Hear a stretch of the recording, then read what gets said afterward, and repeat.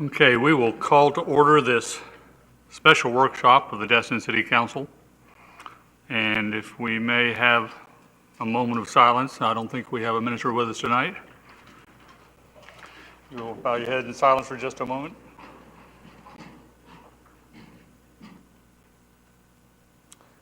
Okay, Ms. Aber, if you would lead us in the pledge. Put your hand over your heart and join me in the Pledge of Allegiance. I pledge allegiance to the flag of the United States of America and to the republic for which it stands, one nation, under God, indivisible, with liberty and justice for all.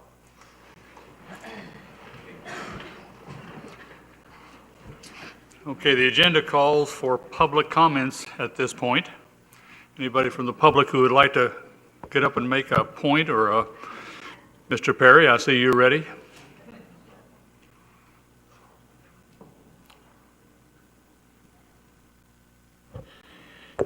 I'm not sure just what the protocol is tonight, but there's several recommendations that the Harbor Study on Tuesday night added to the recommendations that were in the report.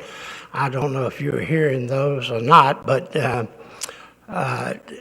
one of the things that Crab Island was a part of this study, but it's kind of separate, I guess.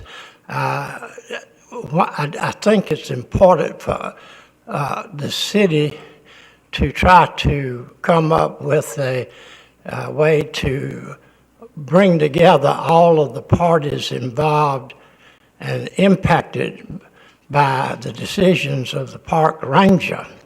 And so one of the recommendations was going to be that the city appoint a committee to spearhead putting together all of the vested parties that are economically impacted by the decisions of the park ranger.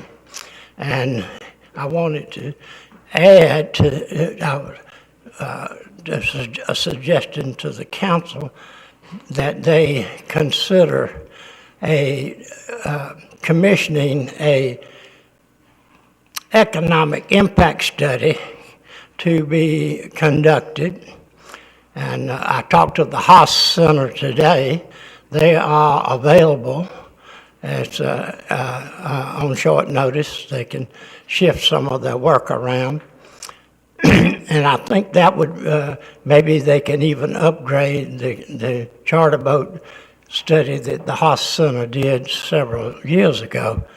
But the financial impact of this city and on the harbor capacity is vital.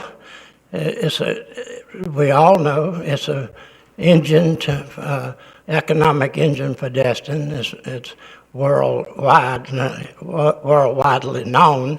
So I'm asking that the council, when you sit to vote, consider such a motion to hire the Haas Center. It's reasonable.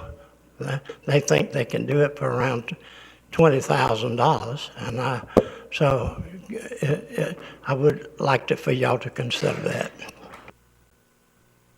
Thank you, Mr. Perry. Anyone else would like to make a comment before the presentation? John Stevens, 4025 Indian Trail. I'm actually on the Harbor Steering Committee also. One of the recommendations was objective 1, recommendation number 5, about getting staff to review the Water Sports Coalition pontoon safety video. I don't know if we still need to add that because we got confirmation from the city manager that our script looked good. So that's all I got. Thank you. Anybody else?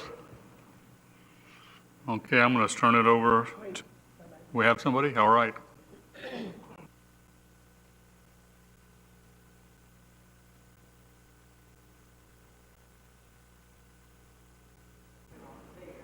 There we go. Good evening. My name is Brace Evans, 100 Harbor Boulevard. I'm just speaking on behalf of Southern Star and Buccaneer Pirate. Tori, thank you for joining us today. Just in support of the dredging project that is proposed.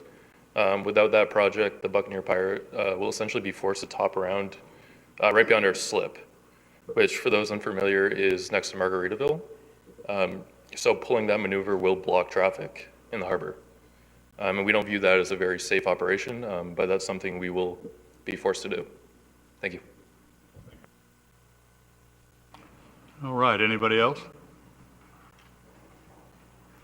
In that case, I will turn it over to the staff to have the harbor capacity study report given to us.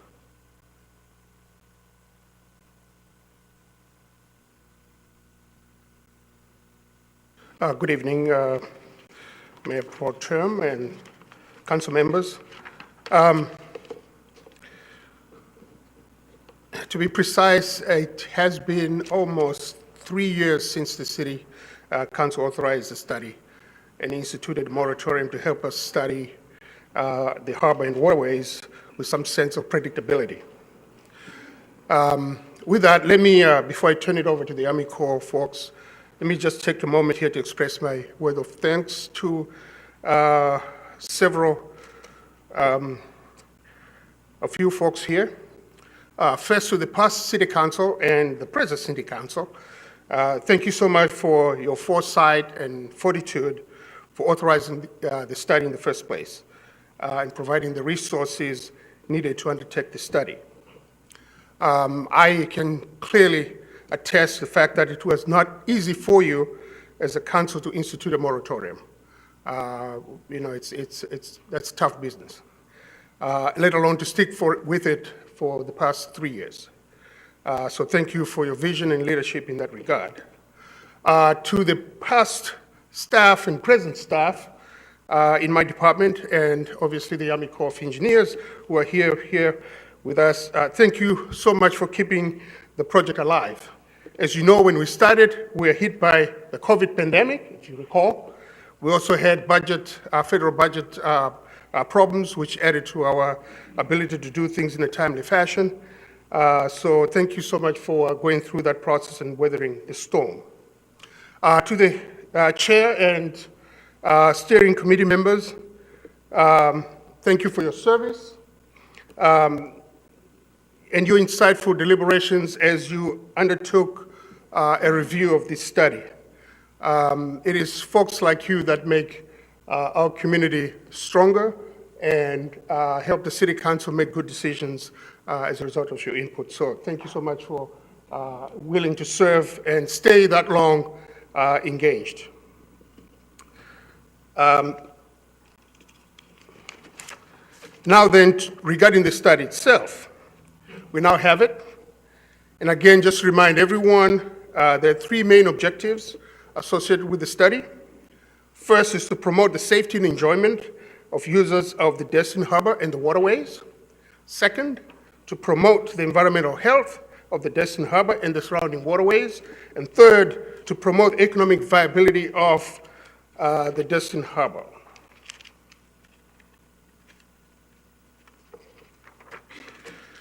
The task before the council going forward is to clearly review and discuss the findings from the Army Corps, as well as the recommendations from your committee that has been working on this, and then to implement policies and regulations addressing the issues that they've identified. When everything's said and done, the overall goal of the policies and regulations should be to ensure that the Destin Harbor remains a world-class location for both our residents and visitors. With those remarks, let me turn over this whole proceedings to the Army Corps of Engineers. Eva, if you would come forward, please, and walk the council through your findings, recommendations, and then we'll have the chair of our committee provide the committee's recommendation to the council. And then we can all have our discussion after that. Thank you and good evening. Thank you, and I'd like to thank the Corps ahead of time for the fine work they've done on this very complex issue. Thank you. So, this presentation outline will consist of describing and explaining the carrying capacity study scope. We will also be going over the study timeline. As you've heard from Louis, the study was, from the city's perspective, it was an undertaking of 3 years, and then we will kind of give you a timeline of our involvement and and the execution of the study. We will then kind of dive into the carrying capacity results before we talk about the recommendations. Now, the carrying capacity study scope, I think it's very crucial to reiterate the charge of the study. There were 4 objectives that was part of the capacity study. The first was to identify the carrying capacity of Destin Harbor, identify the uses of Destin Harbor, identify the existing and future conditions, as well as develop recommendations under the strategic objectives that Louis had set out. And I'll just repeat them now. The first objective was to promote the safety and enjoyment of Destin Harbor and surrounding waters, promote the environmental health, as well as promoting the economic development of business along the harbor. Now, the study line, or the study timeline here, I think it's important to go over, and I'm gonna go this way here. It was in 2021 that the project partnership agreement was signed in November 2021. And then we went into scoping in early 2022. So a note on the scoping, it was done collaboratively with the city staff. The agreed upon study scope was determined by some specific constraints and the objectives that we've talked about. Recalling that this planning assistance to states was initiated by the city in response to the moratorium on livery vessel permitting. So one of the key drivers of our schedule or the timeline was the length of the moratorium. Within this constraint, objectives were developed with the city laying out the charge of the technical assistance, and I'll repeat them here. The main ones being to identify the carrying capacity of the harbor and formulate recommendations to support these distinct strategic objectives. Any other focus that required additional investigation were not within the constraints of the study and budget. So after the scoping period, we went straight into the field data collection, in which our window for data collection was May 22 up to February this year.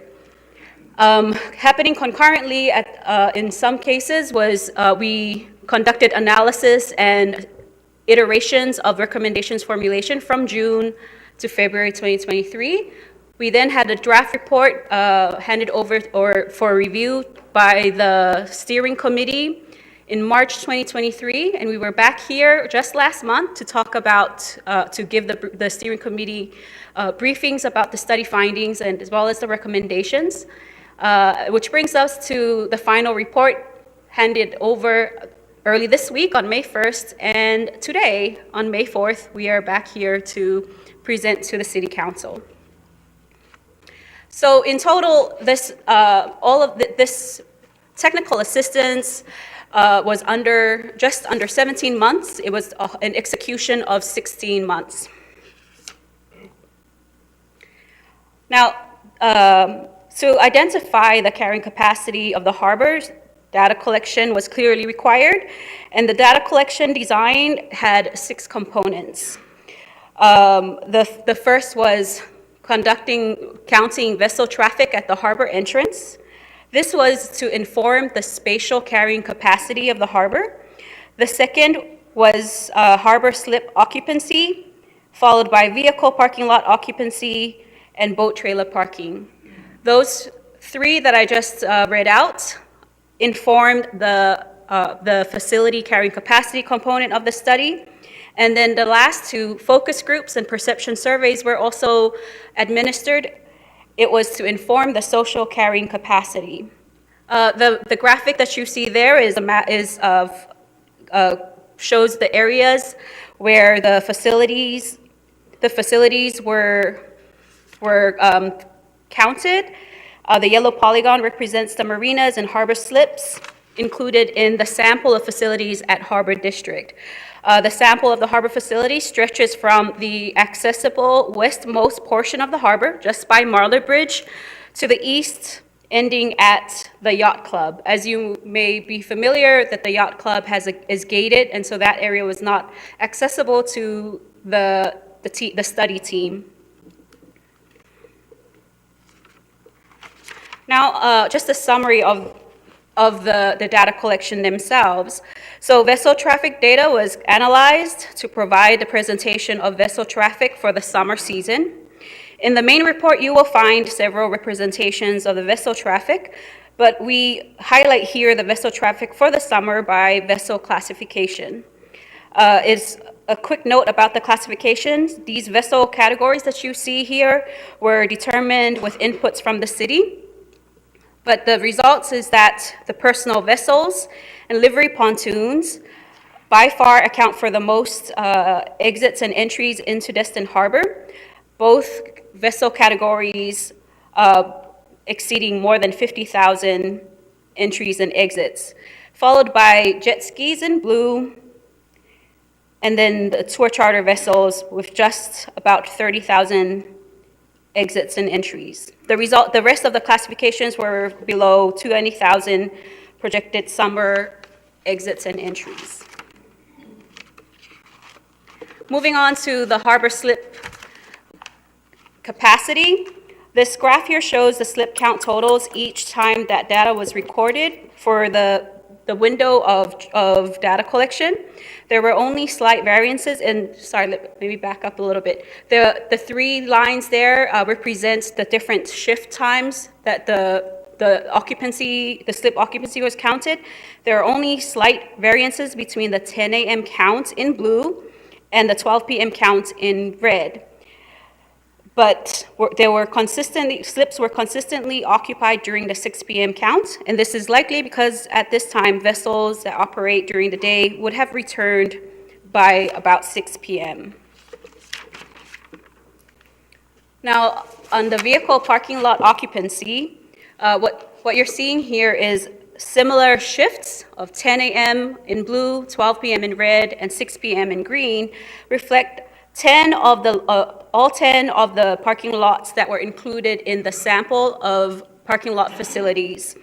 And you can see a similar trend there where they were at 50%, mostly about 50% during the day in the morning.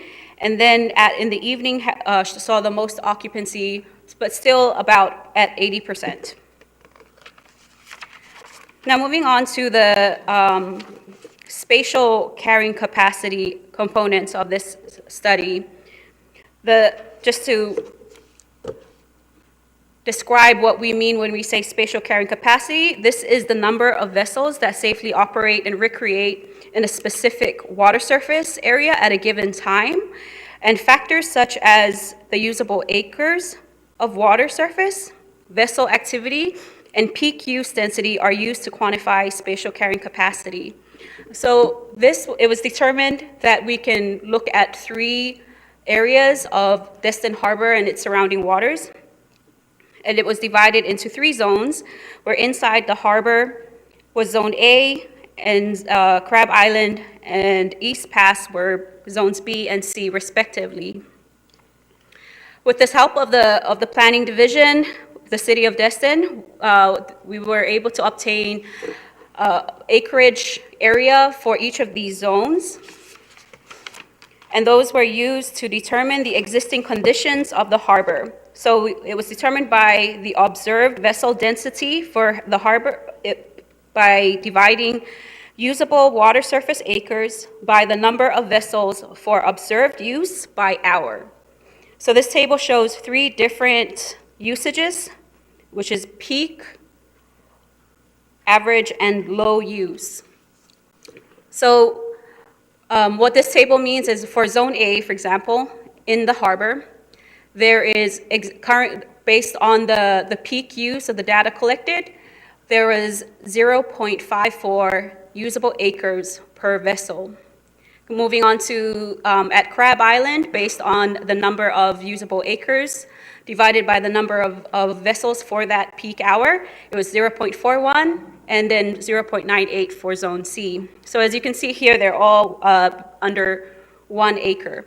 So for the purposes of a sensitivity analysis to see how that would vary, we also looked at it from the average use or average density and low. And what you can see there is it ranged from 1.4 inside the harbor to 2.4 out on East Pass. And during the low density, it was observed that there was about 9 acres per vessel inside the harbor and 12 for the other 2 zones. It's also important to point out here that for these 3 different uses, your average is still closer to the peak, which tends to indicate that there is still less amount of usable acres per vessel for recreating. So we've talked about the existing densities. What we then proceeded to do was to conduct a literature review of existing methods and approaches, and the use of this Water and Land Recreation Opportunity Spectrum, or the WARIS, developed by the Bureau of Land Reclamation, was found to be the most suitable for the Destin Harbor carrying capacity. Now, just really quickly about the WARIS, it takes an array of physical, social, and managerial attribute guidelines, and it forms the basis for the WARIS classifications.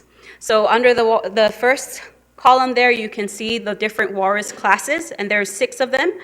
Destin Harbor was determined most fits the urban category or the urban WARIS class. The range of reasonable boating capacity coefficients recommended by this WARIS methodology is on the low end 1 acre per vessel or per boat to up to 10, so 1 to 10. You can also see here that just by the names of the categorizations, and after having reviewed what the descriptions of those walrus classes would be, Destin does not fit suburban, rural, developed, or any of those other classes. So we used WARIS, and then we turned around and also then compared and looked at other optimum boating densities recommended by other publications and recreational agencies. And what you can see here is that it ranges, but the minimum for each of these studies is 1.2 acre per boat or per vessel. So when compared to these publications, the WARIS boating coefficients for urban harbors is more conservative and flexible. Now, we also talked about the social carrying capacity components. So there's an appendix of the survey results that you may review, but I'm going to highlight just a few of the results from the perception survey here. Our total sample size was 1,200. Our response count was just under 230, and so this response rate was 19%. So what we're highlighting here is there was a question when asked how the number of other boaters affected the enjoyment of the harbor, 59% of the respondents indicated that the number of boaters somewhat detracted, moderately detracted, or extremely detracted from their experience. Indeed, 35%, while they noted that other activities present neither added nor detracted to their experience. So now I'm pointing to the 35% there in orange. This is the group of the respondents that are likely Destin residents and that they are experienced boaters who have a lot of experience in operating and recreating around Destin. But almost 60% indicated that the respondents do indicate that that there is some level of detraction from their enjoyment of the harbor compared to the last 3 years. One more slide on the perception surveys here to highlight. A question was also asked about what changes have been observed in the harbor in the last 3 years, and the respondents continue to point out overcrowding. And 70% of those respondents felt moderately or extremely crowded by the number of boats on the water. So here I am pointing to the middle bar there on the water, where the blue shades indicate moderately crowded to extremely crowded. The survey also invited respondents to describe other reasons they may feel unsafe at or around the harbor, and an overwhelming amount of the qualitative responses cited boating under the influence and experienced boaters being on the water as one of the factors that either deterred them or made them feel unsafe. Now, bringing it all together, we've looked at the spatial carrying capacity at these 3 areas. And based on the data that was collected within this, the constraints of the study time, and it indicates that the capacity is exceeded for inside the harbor, Crab Island, and East Pass. The social carrying capacity, we've determined that it's at full capacity based on the perception surveys and what we heard during the focus groups. On the facility carrying capacity, we summarize here that on average is at 90% for the harbor slips, 80% at the parking lots, and perhaps 80% capacity at the boat facilities at Joe's Bayou. But this was determined for only the weekend use. So taking all of that in, it was determined that the facility carrying capacity at the harbor currently is at least at full capacity. So that wraps up all of the main points of the data. We're now going to talk about the recommendations, and here I'm going to invite my colleague Ashley to go over the recommendations with you.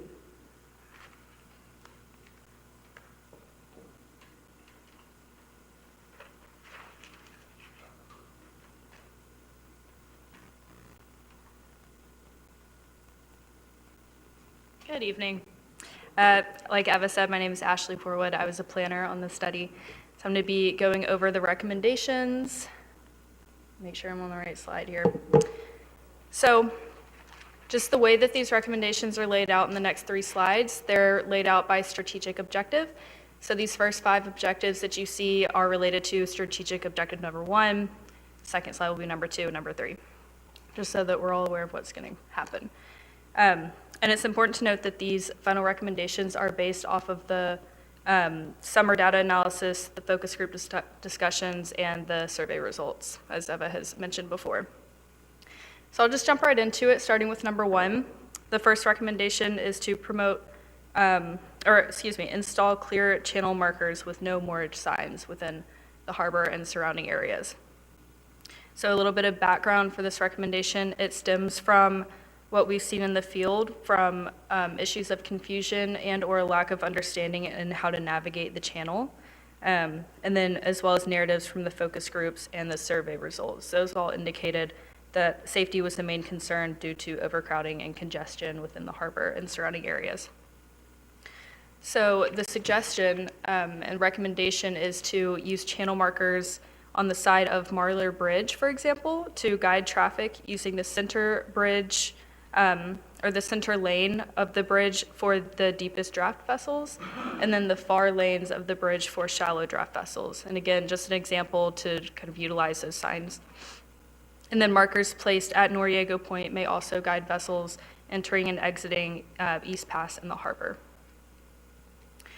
The next recommendation, number 2, is to regulate livery traffic operations, as well as promote the use of water taxis and tour boats as an alternative option to livery vessels. So a little bit of background on this one. Livery vessels were consistently the most counted vessel type within the harbor, and without proper regulation and monitoring, it's likely that vessels from other areas are coming into the harbor and contributing to that congestion. So in addition to the safety concerns that are associated with the sheer number of livery vessels in the harbor, vessel operators may not have adequate boating experience, and that was recognized during field observations as well as mentioned in focus groups and captured in the survey results. So the suggestion here is to regulate livery vessel operations by developing a centralized database and a data management system to track the number of permits that are registered and improve data gaps in the total number of available permits. And if you recall, in 2017, there was a livery vessel regulation ordinance that was enacted, and this recommendation is just a natural progression from that operation. And then concurrently, the City of Destin can incorporate language into the pre-existing action plans to share information on the uses of shuttle services like those water taxis to decrease congestion and alleviate the burden on the recreator that would be driving the livery vessel. The third recommendation is to revisit regulations on issuing permits and regulate livery traffic operations. So we did just go over that latter one, so I'll review the revisiting of regulations on issuing permits. So the suggestion here is to identify if and where permits may be overissued. And additionally, regulating these traffic operations could ensure that each vessel is properly registered with the larger goal of alleviating that traffic congestion within the harbor. The fourth recommendation is kind of a mouthful because there's 3 measures that make up the entire recommendation. So that first measure, installing channel markers, which we've already gone over, update or create a new Destin safety video, which I'll cover momentarily, in addition to increasing the presence of law enforcement on the waterways. So it is known to us that livery businesses show a video to recreators before they get into the water, but we believe that the method of delivery and implementation could benefit from an update. So this Destin safety video could cover basic boating safety, how to interpret channel markers and or marine signage, the importance of sober boating, as well as the consequences of boating under the influence. And the purpose of this was to ensure that viewers find meaningful value in that video before they get into the water. And then additionally, increased law enforcement presence just would include more agents monitoring the waterways, especially during times of high congestion. And then the fifth and final recommendation under strategic objective number 1 is to create or update a Destin safety video in combination with conducting vessel inspection training with the help of the Coast Guard auxiliary or nonprofit groups. So this recommendation, although it's under strategic objective number 1, which is mostly safety related, it also touches on that environmental element, which is the third objective that we'll get to later, or the second one. So when the survey asked about potential negative actions that were observed in the harbor, 65% of respondents pointed to littering and pollution as the most observed harmful action.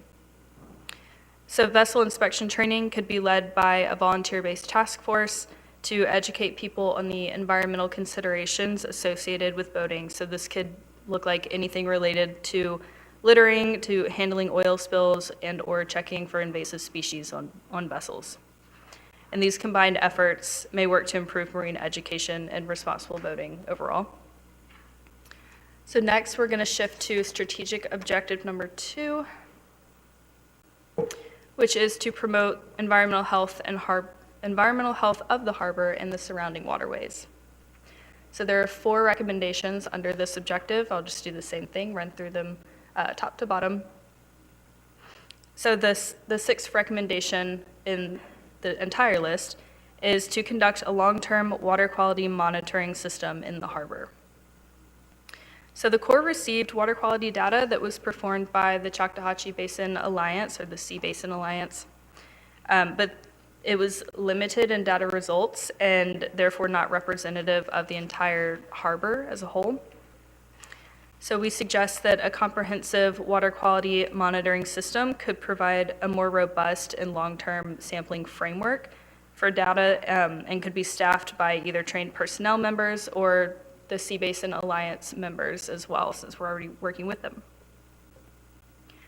The next objective, number 7, is to conduct a hydrographic study to optimize pump usage in the harbor. So a hydrographic study or a flushing study could model the circulation of water in the harbor, and it could include times where the pump is running, as well as times when the pump is not, so you can see the differences there, which could provide an understanding of the effects of the pump and allow pump operators to more effectively and efficiently utilize the pump, therefore improving water quality.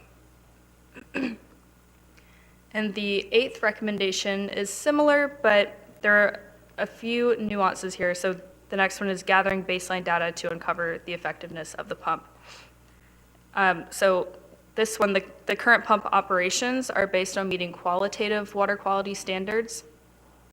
By obtaining with and without data as a baseline, it could provide an understanding of the effects of the pump with the larger goal of improving water quality. So this would be more focused on gathering baseline data. And then the 4th and final recommendation under strategic objective number 2 is to conduct a comprehensive water quality study. So essentially, this final recommendation under this objective is a culmination of all 3. It's a combination. And this decision was made to allow the city an option of having either one comprehensive implementable plan to take action on now, or breaking it up into individuals like you see in recommendation 6, 7, and 8. So with this one, a hydrographic study could be incorporated into how the pump operates and could look specifically at water quality, how the pump affects it, and eventually how to optimize the use of that pump by understanding how the water circulates. And in addition to that, repairs, rehabilitation, and replacement of pump systems could also be assessed in this study. So moving on to the last strategic objective, the 3rd one, which is to promote economic development of businesses operating along the harbor. Recommendation number 10 at the top there suggests to optimize the slip configuration in the harbor to alleviate congestion and improve efficiency. So these, we'll back up for just 1 second. The first one is focused on slips and slip usage. The second one is focused on parking. So they're both under the economic development objective. It's kind of 2 different arms there. So this first one, there are mixed use slippage areas that are being utilized in the harbor right now, which causes traffic due to vessels of all different types and size and shapes and drafts traversing the harbor at the same time, kind of on top of one another. And observations and focus group discussions indicated a lack of enforcement measures that could be used as an opportunity to improve the current slip usage. So the recommendation here is that efficient slip reconfiguration will not only minimize the amount of congestion in the harbor, but it also has the potential to allow more vessels to enter and exit the harbor, dock, and enjoy the harbor walk. So there are 2 ways that we have identified in the main report in detail to reconfigure the slips, and that is by length overall, or LOA, as well as vessel activity. And those are, again, in detail in the main report. And then the last recommendation under this objective is to implement a comprehensive parking strategy to reassess the existing parking usage as well as optimize current available parking. So this recommendation is tied to the results of the parking data collection and focuses on the sampled lots around the harbor district. So just to note, that does not include Joe's Bayou or Captain Leonard's because they're not in the harbor district area. And providing strategies to the city offers more options on how to tackle those crowding issues and congestion, other capacity issues that were observed over the summer, instead of recommending a parking structure or a garage of some sort that might take years to implement. We wanted to do something that was implementable now. So strategy development could analyze the current issues of inconsistent parking management between public and private lots. And then some of the strategies that we have come up with include using trolleys to shuttle people over to the Harbor District from the parking areas, as well as designating parking lots for certain uses at certain times. And lastly, using a pay-to-park mechanism to improve the efficiency of the lots. So these strategies could all inform decision-making on future parking lot ownership and maintenance as well.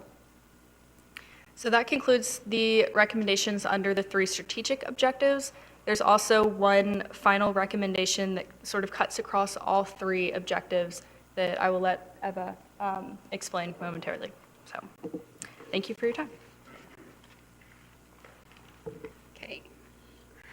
Now, number 12, this last recommendation is what we call the multi-objective recommendation, and it meets all 3 strategic objectives. So throughout multiple iterations of recommendations, formulation, variations of navigational measures were discussed. Some of these very interesting measures were also raised during focus groups. It was determined that, however, that any measures pertaining to altering and/or constructing navigational improvements require further in-depth investigation, which was beyond the scope of the carrying capacity technical assistance. However, we very much recognize that an in-depth investigation and potential construction of navigational improvements would seek to meet all of the 3 strategic objectives. So it was difficult for us to also completely screen out this the bulk of measures that had come out during the planning process or our iterations of recommendation formulations. So those findings then inform this particular recommendation. Under the Continuing Authorities Program, the Corps of Engineers is authorized to plan, design, and construct small-scale projects under existing project authority from Congress. And so this recommendation is that if the city chooses, it may request the Corps of Engineers to investigate water resources issues that may fit the Section 107 Small Navigation Improvements of the Rivers and Harbors Act of 1960. We just nicknamed that particular authority Section 107. And that's it in the gist. If there are any additional questions about any of these recommendations, particularly the CAP 107, my team is here and will be able to respond to those questions.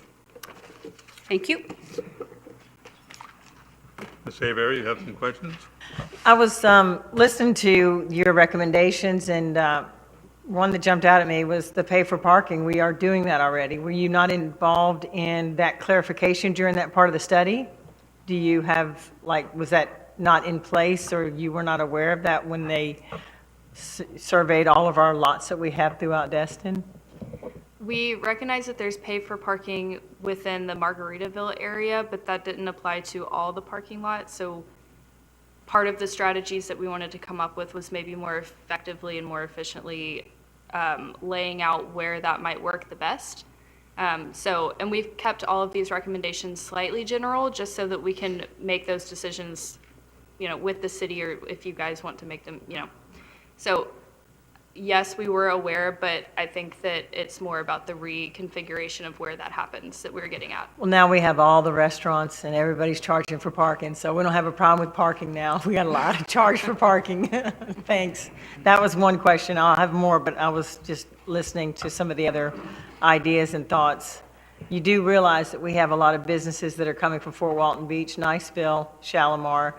So even though we put a moratorium in place, it really didn't hold back the kind of capacity that we thought it would. And it's really been unfair to our business owners here in Destin, because we stopped them and other businesses popped up all around us and took over the business and crowded our harbor even worse than what it is. So the perception is it's our businesses that are crowding the harbors, and that's not the truth. You go out there and look, every boat out there on Crab Island, 1 out of 3 is from Niceville, Fort Walton Beach, Shalimar. Heck, there's some that are coming from Navarre to get to our area. So I know it was a 3-year study, but I think in the 3 years, we just created more of a monster coming in from outside of our city and businesses opening up from other areas. That's all I have for right now. Thank you. Councilman, any questions, observations? I do have one question. You mentioned that you're doing 1 acre per boat was part of your study, that other studies talk about 1.2 acres per boat. What happens in this study if you go below that 1 acre per boat? What are the pinch points or the potential safety issues? So the threshold, the reasonable coefficients that we had utilized were from from methods established by other agencies and used in other studies.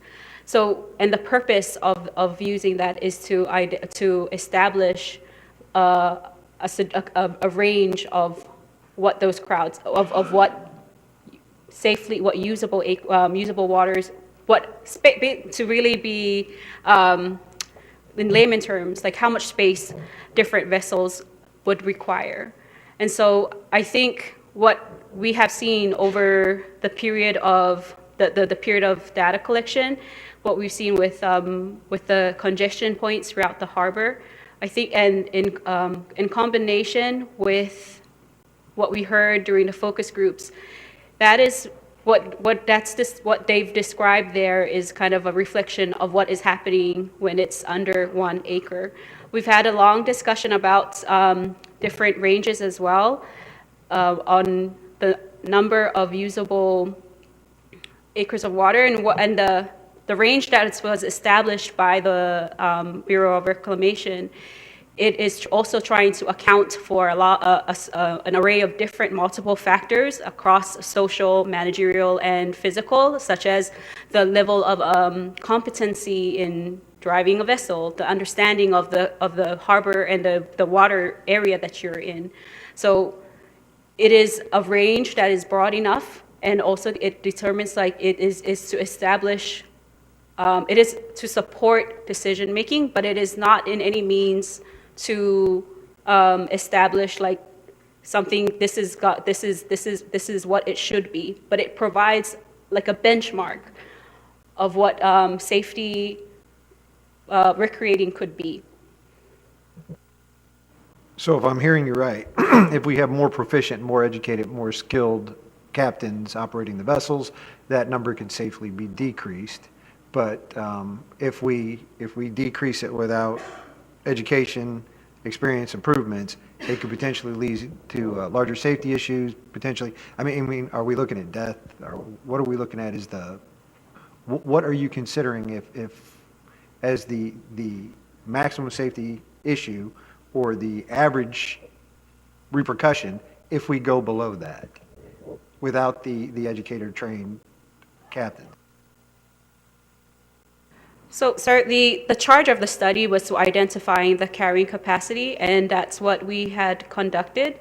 In terms of going in depth on making such projections, it would require an additional time period, additional research and a literature review of everything that are pertaining to recreational harbor characteristics. As you may be aware, like a commercial harbor that takes in cargo has a lot of different characteristics from a recreational harbor. And so I would also reiterate here that the length of planning assistance to states is often up to 18 months. Given the constraints that were very real and tied to the livery moratorium, the moratorium, this was also a driving factor, as I had stated, on the design of how we could analyze and the depth we could go into. So those would be the parameters that this technical assistance was constrained by.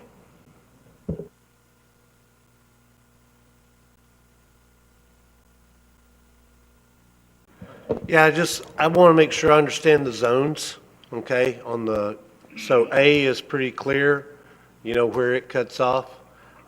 B is Crab Island, and I'm not sure exactly if you have markers out there where you could click on the number of boats capacity. The one that I didn't quite understand, maybe it's just a bad picture on my map, Zone C, I understand the East Pass from Marino Point basically up to the bridge, but it looked like Zone C, or the coloring for Zone C, was the gray Zone C, or just, was it a fixed? Because the coloring, the gray part, the dark gray, I should say, because Zone A was a light gray. Zone C seemed to surround Crab Island, and I'm just trying to figure out, make sure, yeah, that picture right there. You see how Zone C looks like it goes around Crab Island? And I'm just trying to figure out, but not all the way around, there's a couple of gaps in there. So I'm just trying to figure out if we were counting boats, how far out we were counting boats in Zone C. So you're correct, sir. The Zone Z does not go all the way around the gray area encompassing Crab Island. You can see there's a short little line there of the channel just below the Marlar Bridge. And so that's the area that was determined as Zone C. Now, how we determined or estimated the spatial carrying capacity in Zone C and Zone B, we took the number of vessels observed at the harbor entrance, and we made assumptions based on what we observed and knew of the practices in the harbor, that and this is also detailed in the main report, that we assumed that X number of or a whole number of the fishing charters were accessing East Pass to get to offshore fishing. We also, for Crab Island, the assumption was that most of the pontoon boats who were coming in and out at the harbor entrance, about 90% of them will also be hanging out at Crab Island. In other studies where there was more time and more resources, they have done flyovers where they will count from either plane, or I guess nowadays it would be a drone, to count the number of vessels and their types in the different given area. But because our methodology consisted of humble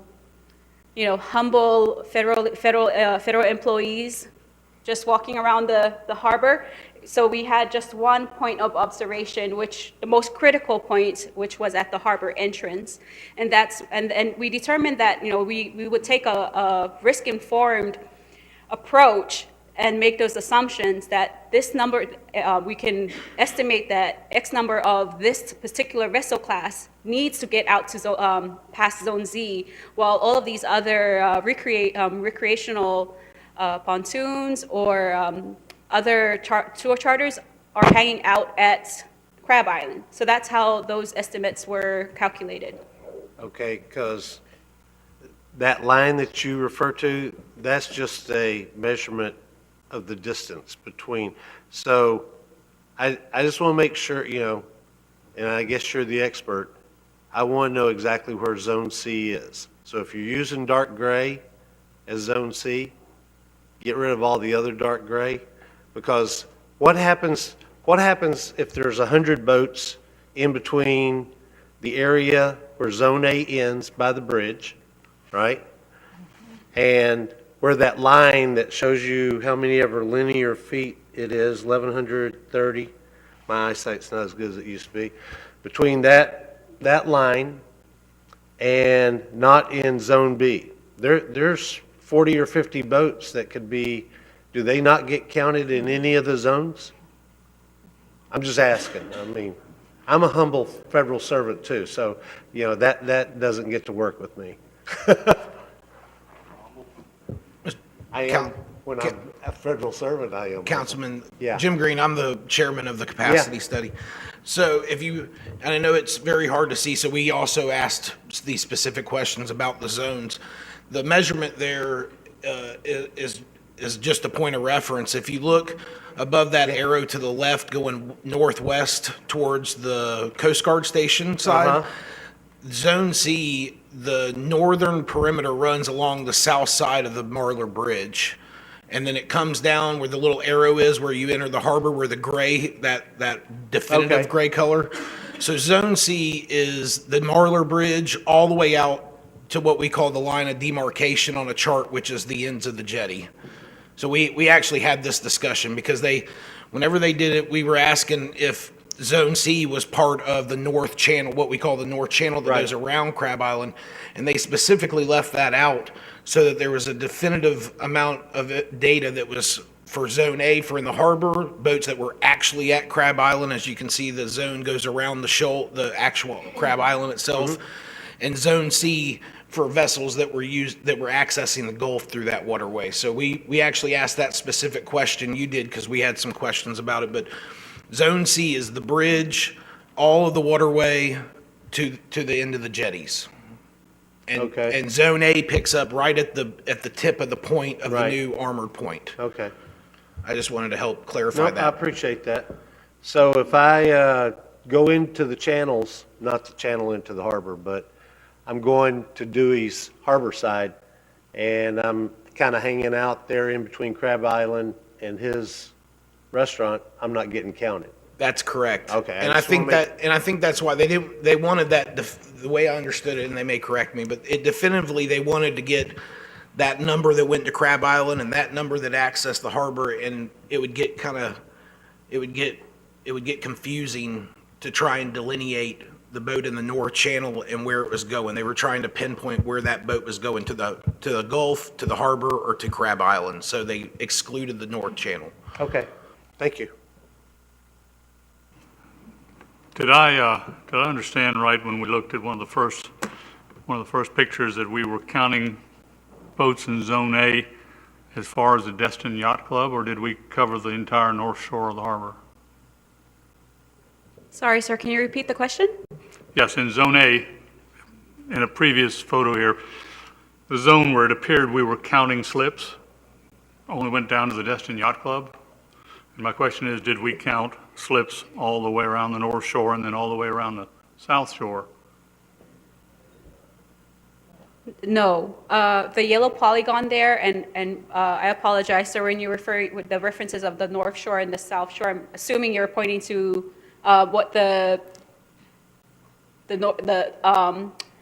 polygon, the yellow polygon there along the slips. That was the sample of slips that were included in the slip occupancy count. Okay, did we extrapolate the rest of the slips all the way down that shore and then around the south shore in this capacity study? No, so during scoping, it was determined that these slips were the most commonly used and accessible by the public. And so I guess in a way it was extrapolated because the assumption is that this sample was representative of the entire harbor. One of our constraints was there are certain areas that we simply could not access daily during data collection. Okay, well, and the only concern that leads me to is, of course, there are literally hundreds of slips as we go on around. And in fact, while you captured part of the area where most of the commercial slips are, the recreational slips are in all the canals and all the way around the south shore.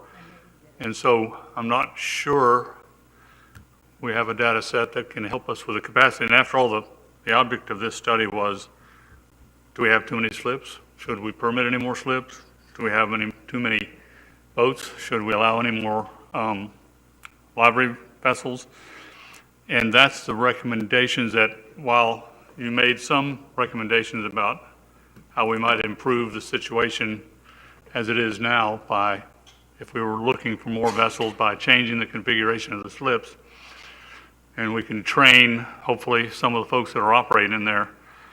This study doesn't drill down to the guidance we need, and how do we get to that guidance in your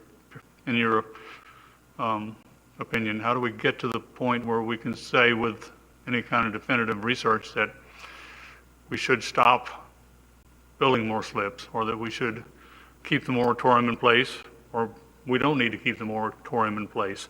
Where do we go from here to get to those kind of conclusions?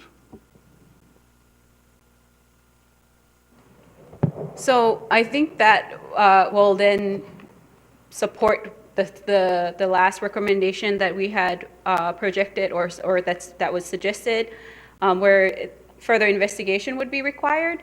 As we had also, these planning assistance to states and technical assistance are often just very quick turnarounds, and this was almost, especially even more pertinent for this capacity study because it was tied to the moratorium.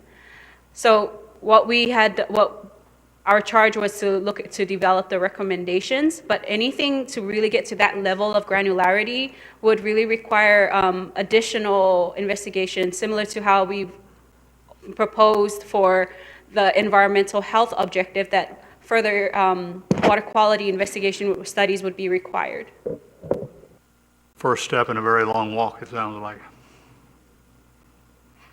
One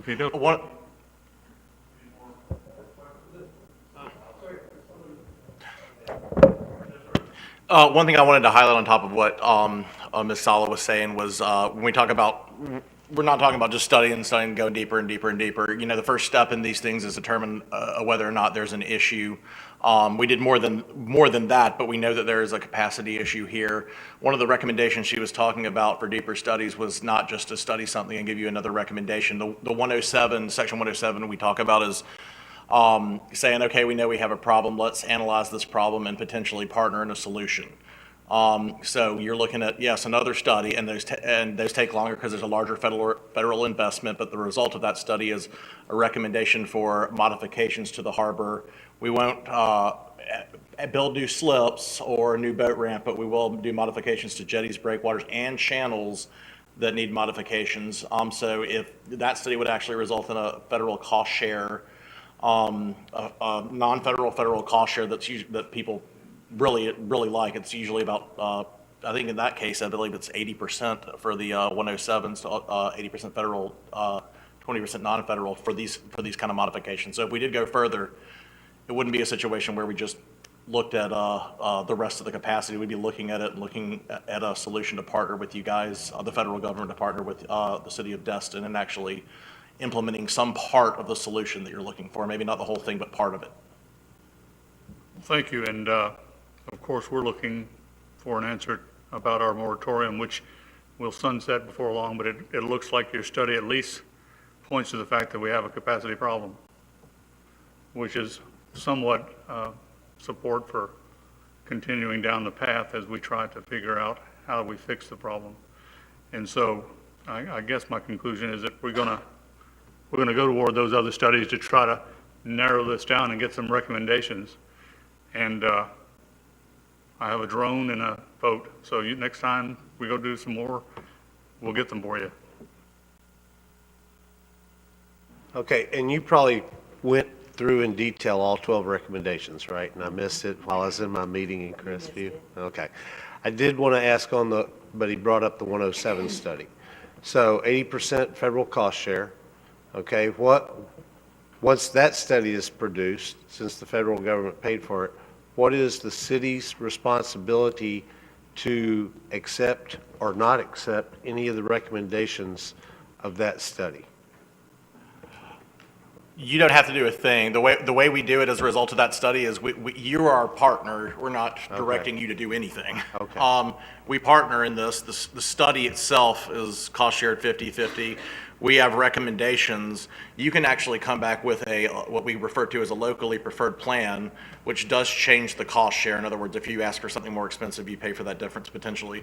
But you can even have your own locally preferred plan that we can get approved at a higher level. So it's a partnership. But at the end, if you don't like anything we did and you don't want to do anything, you can walk away from it at that point. Okay, and the total study or the maximum, I think I know the answer to this, the maximum the Corps will spend is $10 million, correct? That's correct. Another point too is on top of that over the after we assume maintenance of it, we are responsible for all maintenance of it. If we do channel modifications, the Corps assumes maintenance of that in full. Okay, it's like the Corps and a beach nourishment project, a federal beach nourishment project, not a state beach nourishment. I just want to make sure Yes. Okay. And then my last question on the 107, because of our experience with this study, of the studies, are there ongoing or have there been some recent 107 studies in this district? In our district, we probably haven't had one in several years. I'd have to go look back. In our region, we've had plenty. Jacksonville District, I believe, has, which is one of our sister districts out of Jacksonville, Florida, has performed plenty of these studies in recent years. I don't have the numbers, but we have plenty of people, resources that have a lot of experience doing this. Yeah, the numbers and the resources aren't my Okay. issue. My issue is length of time to complete this study, because, see, every time we do one of these things, these folks right here go, damn, it's another 5-year study, and we're going to be sitting here twiddling our thumbs watching all these yahoos from Fort Walton Beach drive on over. So if you know the average length of time of one of these studies, I can tell you the maximum length of time is 24 months. maximum's 24 months, okay. So not a single one in the Jacksonville district is going over 24 months? I can't say that. Okay. I think there's a bit of a process to that that we And- talked about at the Harbor Committee, that probably Captain Green can get into for us. Yeah, so if I will, I'll kind of go over some of this stuff that we've kind of delved in. A lot of these questions were questions we had also. Before I start on it, I just want to say, some of this stuff's telling, the surveys and stuff like that. We're talking about 60% of the people they surveyed, over half the people were detracted from the amount of congestion and capacity, for a shorter word. Nobody on our committee wants to see people out of business or, against one industry or another. It was quite clear, and you'll see that if you look through our recommendations, all of them were unanimous, and I thought it was very thoughtful of the people that were involved with this. We had a good array of livery vessels, tour boats, charter boats, business owners, restaurant owners. So we had a very good demographic on our panel. A lot of it showed it at capacity. And to me, I think that means different things to different people. You see the parking lot and the slip thing. I think a lot of that had to do with the time. In the summertime, my boat doesn't pull in until 6 o'clock, 5 days a week. So if they're doing the parking study at 6, my people aren't even out of the way yet in the restaurant. I think some of it was the time frames they used that showed the parking and the slippage capacity being a little under. But I think parking and slippage is really something we need more of. Going through it all, and I'll just kind of go through the Corps' recommendations first. In Objective 1, you had the 5 objectives. Number 2, we struck that from our recommendation. A lot of that had to do with the fact that it seemed like that recommendation was more for a commerce area that was split by a waterway, having water taxi and shuttling people via the water. We didn't want the city of Destin to quite waste any energy on that, because we have everything commercial is on the north side of the harbor in the Festive Marketplace. So that's what the boardwalk's for, is that connectivity. Everything else in there had a lot of good, the signage, there is limited signage as far as buoy marking the channel. As a professional mariner, I know exactly where it's at and I can see it, but for the novice or the person that's never been in that specific environment, I could see where it could, pose an issue with them being able to follow the channel as it makes the S turn in front of AJ's. Other than that, in Objective 1, we were pretty good with a lot of it. The Destin safety video was definitely something that we talked about. Mr. Stevens, that's on the committee, a video requiring our livery vessels in our area in Destin to have this specific one for Destin. The issues when you come around the point, there's a lot of cross current issues that take boaters by surprise if you're not ready for it, those type of things. And then also touching on the littering, proper disposal, being able to keep that in the, and just a lot of these things, just notifying people just notifying them helps them say, hey, we need to keep the trash on the boat. That, just because they saw that in a video. So I think that's some really good stuff. Objective 2, all those objectives about water quality. I mean, y'all all know this city is highly vigilant when it comes to water quality issues. And I think that, we're going to get through some of our recommendations help address this. But I think that the Choctawhatchee Basin Alliance has always done a real good job, but they are limited in their resources, and they only do 2 places in the harbor. And I think we could benefit from exact terminology, from a hydrographic study and understanding how to run our pump better. And I know we've made changes to pass the variable speed pump to get rid of the cavitation and stuff. So we're on board with all of Objective 2. Objective 3 and some of our personal recommendations address this, the improved slip usage. I don't think you're going to change a lot of the configurations right off the bat, but in some of our recommendations that I'm going to get to here in a second, you'll see where we address the issues or the recommendations in Objective 3. So I'm going to start with ours. One of them that was brought to our attention, and this was Mr. Perry spoke about it in the beginning here about the Crab Island, and the Haas study. The charter fleet had one, I think it was 2008. We would like that updated. I think Crab Island doing an economic study is something to really talk about, because it does. Those people that visit Crab Island, whether they're from Fort Walton, Niceville, or Destin Harbor, they're coming back in and they're utilizing the boardwalk in our establishment. So I think it's important to kind of get a number on that, and it would help us determine some things, especially going through the regulations that they're dealing with the Park Service. One of our motions was to recommend to the council to direct staff to install petroleum absorptions on the stormwater runoff. We have centrifuge runoffs. I believe I was told we had 4 in the harbor. Those collect debris from getting into the harbor, but it doesn't collect the runoff that you see when it rains. When it rains hard in Destin, you can see about every 200, 300, 400 yards, you'll see a slick starting to emerge into the harbor. And a lot of that has to do with the petroleum runoff from the road coming through the stormwater and dumping into our waterway. And staff told us that they already have the infrastructure. They would just need directive to get the oil pads and put in those centrifuge type stormwater systems to collect that, and it would be a minimum investment that would also help water quality issues. Our next recommendation, and it's a little bit lengthy, and I'm a little wordy sometimes. Oh yeah, I'm sorry. I'm just blowing through it. Microphone? I can't hear you. I'm sorry. I'm sorry. Are these written down where I can pull them up and kind of study I don't like presentations that I can't kind of wrap my head around. Yeah. I'm sorry. I was given the draft from our...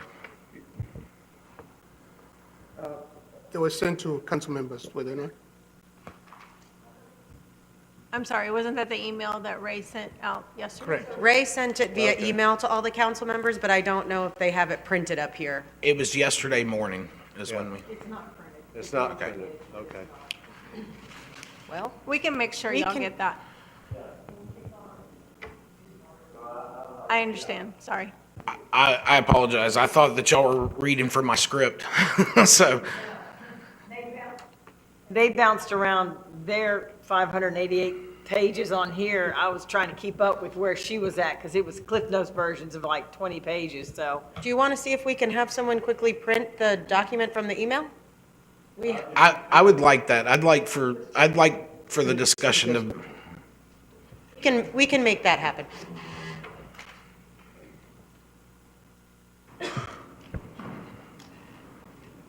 So we want to take a So if little... we're waiting for that to be You want to printed, proceed, and then at least we'll have it. proceed? Okay.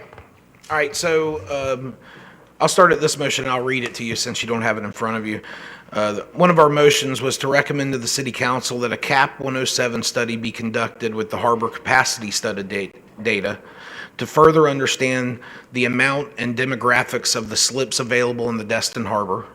along with adjusting the location and size of the navigable channel, and the ecological benefit of flushing the harbor with the shoals dredge to accommodate the modified channel's location, and using BP Triumph funds where it can be used possibly. So, like some of your questions about the slippage, and this is where it came from this graphic that's up here right now, is we also agree that this doesn't, I mean, I understand their constraint in time, but this does not include all the commercial slips. And it doesn't include all of the commercial businesses that operate in the harbor. And that was important to us. It was important to us to find out how many commercial slips are available. And, you know, and we expressed to them, and we got the same answer about the compression of time and stuff, but we expressed that we wanted this in the beginning. Like, my comment was we should have been doing a 107 from the start. But apparently, you know, there's a process with the Corps. So, you know, with us understanding the amount and demographics of the slip, that's going to come here in another recommendation here in a minute. But like I said, understanding how many commercial slips via how many recreational slips, and being able to understand the other industries, all the industries that work in the harbor, from charter boats, head boats, tour boats, parasail boats, pontoon boats. Like, we need to get a grip on it. And by just having a very densely cored area doesn't extrapolate well into what the information I think all of us were expecting from this. So that was our recommendation on it. Moving the channel is very important. I think, you know, when I was a kid in the 80s and early 90s, there was a 2-lane road that went to Panama City along the beach. Now it's a 6-lane in most places. This channel was established by the county, I believe, in the 40s or 50s. It's 50 feet wide, and it hugs the natural. It hugs the north shoreline because that was the natural cut, the natural flow of water. I think it's important that we widen and move this channel to the middle, and that does a couple things for us. So it would allow, if that happens, that would allow for property owners on the north side to expand their dockage, expand slips, whether it's transient slips or more. Yes, ma'am. Can I pause you right there? Yes. The gentleman that came up and spoke to us about the Buccaneer, how is that going to affect that large boat? Well, I've spoke to that gentleman before and the captain of it, and they, at this time, they're currently using the south side of the harbor as they enter the harbor. And as you know, we have the Point project that's coming out, and that'll push out. I still think he'll be able to get by when I looked at these charts. And in fact, I pulled the Point project up today. It'll be close though. You know, if there's boats extending way out of those slips, he would have a very tight time. And I think that just speaks to more of this idea of moving the channel into the middle and widening it. Another thing is just Before like you him, leave that- I'm Before sorry. you leave that, there's some things that, while we're still on that Buccaneer, that I think we need to talk about, because I went out there today, and I actually got on his poop deck, and I visually went through and took pictures of several things, and I see how he's being forced to alter his operations based off what's happening out there. And we all know that marina that's being built, there's nothing we can do about that, but the channel marker, with the way his vessel is facing, the way he has to try to approach, he can't get through those current channel markers because there's only one area out there that has the 12-foot depth, and he has a 7.5-foot draft. And the way you would have to approach that at the angle where the deep water follows, it doesn't allow him to go back there to do the operation to turn the boat. So he has to back out. And if we even look on that little drawing right there, you can see there's a little bottleneck, like almost an hourglass shape, right where the harbor opens, and then it comes into the tightest point. Right there, there's also a landmass that sticks out that's not necessarily shown on that drawing. So his boat, or his vessel, is 110 feet long. He has to perform a 180-degree operation in that 10-foot area. While I was there were 3 vessels that passed, only 3 because it's a weekday, we're not on a weekend. It would be almost impossible for him to perform that operation. I'm sorry, sir, do you have something you want to say? It's not summer yet. It's going to be bad. Right, it's not summer, it's going to be bad. Thank you, I appreciate that. So there were only 3 vessels there at that point. So as soon as we start hitting summer traffic, we start hitting delivery vessels, it's going to be almost impossible for him to perform those operations with a 28-foot beam and not have some type of accident or some type of other issue. And in that process, that threatens his license, and it puts him in a very tight quandary when we're approaching that. So I think that's something that we need to take a very in-depth look at and not, I realize we're saying right now, he could possibly maneuver this and make this happen effectively and efficiently and safely, but I think once we start adding vessels, I used to have a 42-foot Hatteras, and I can't tell you how many jet skis have slammed into my boat because they're not educated on how to operate. They don't realize that when they turn, they still have to apply fuel or the acceleration or gas to make that turn happen. And the way the bow of his boat is shaped, if they pull in or turn into his boat, it will pull that vessel under that water, and it will cause potential safety issue, and it's a threat to his license. So I was out there. I do have pictures that I'm more than willing to pass down to the council here so that we can see exactly what's going on. While you're doing that, I'll have to agree with you. I drive a comparable vessel to the Buccaneer in length. He's about 5 feet wider than I am. But I also, when I come out of AJ's, I have to back all the way into the channel to make my turn to get out also. And granted, he does it more often and he is in a tighter spot, but I totally understand the premise of what you're getting at, and I totally agree with it. And again, this, we may be able to find a short-term solution like an emergency dredge to get some of this water moved out of the actual marked channel so he can make his way in there. I'd like it too. At low tide, I scrub bottom a little bit right there also at times making that turn. So, I think that we didn't cover that in this per se, but I think that that's very much something that we need to look at also, because he and I are probably the 2 largest boats in the harbor, commercial boats, commercially operated vessels. And I understand completely. I got stern controls and have a little bit more visibility and a little less, so I have a little bit more command of what's around me and be able to yell at people where he doesn't. But I would wholeheartedly support that area right in front of AJ's where the 1-day marker is and the other where the S turn in the channel is getting that dredged out, because it's not just him, it's any boat that comes in there that has over a 5-foot draft runs the chance of scrubbing bottom in front of AJ's trying to get to the other fuel facilities or anywhere else that's docked in the harbor, commercial or recreational. Hey, Captain, he also has the Dolphin, which is the other one. So, I mean, we need to be aware of the businesses that are already well-established, have done everything by the books. We don't need to hamper them. We don't need to make this new idea of what we want to do stop them from their current business track. I So, agree. Yes, ma'am. I mean, we need to be very aware of those that are helping us have a fun harbor, fun entertainment, and he brings in a lot of kid fun. So we want to make sure we don't hamper his business while we're trying to figure out the rest of this. Well, I don't think it's,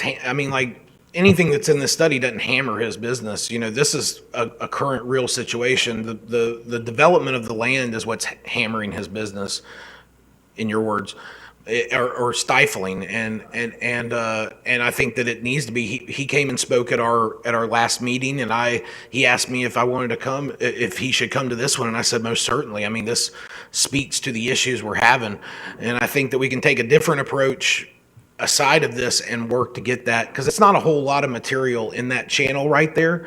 It gets deep on either side. There's only about maybe a couple 100 feet of channel that really needs attention for that to be addressed at this point. Yeah, and he said he wanted to be here, but he couldn't get anybody to cover his shift. He still has a business to run. He tried to hire other captains. They couldn't make it here for that. But he was here for the previous study. He just couldn't make it to this I was one. definitely going to speak. I know that the gentleman came up and spoke on behalf of the Buccaneers operation, but I was going to speak to it also when we threw my diatribe of all this. Well, then I Well, we have apologize. I your wasn't list patient now. enough. No. It's all right. No. There's no apologies. We're in this all together, and I think that this is very important stuff. Okay, and these 2 questions are for the Corps.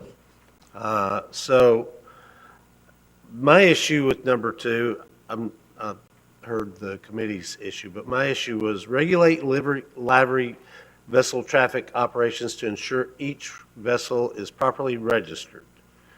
So how do you see that happening?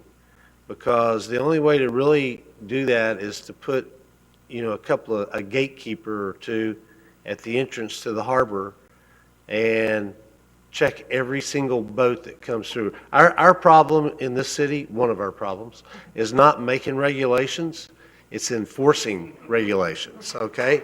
And so, and not because our staff doesn't try, or the sheriff doesn't try, or the Coast Guard doesn't try, or whatever, it's because it's almost impossible.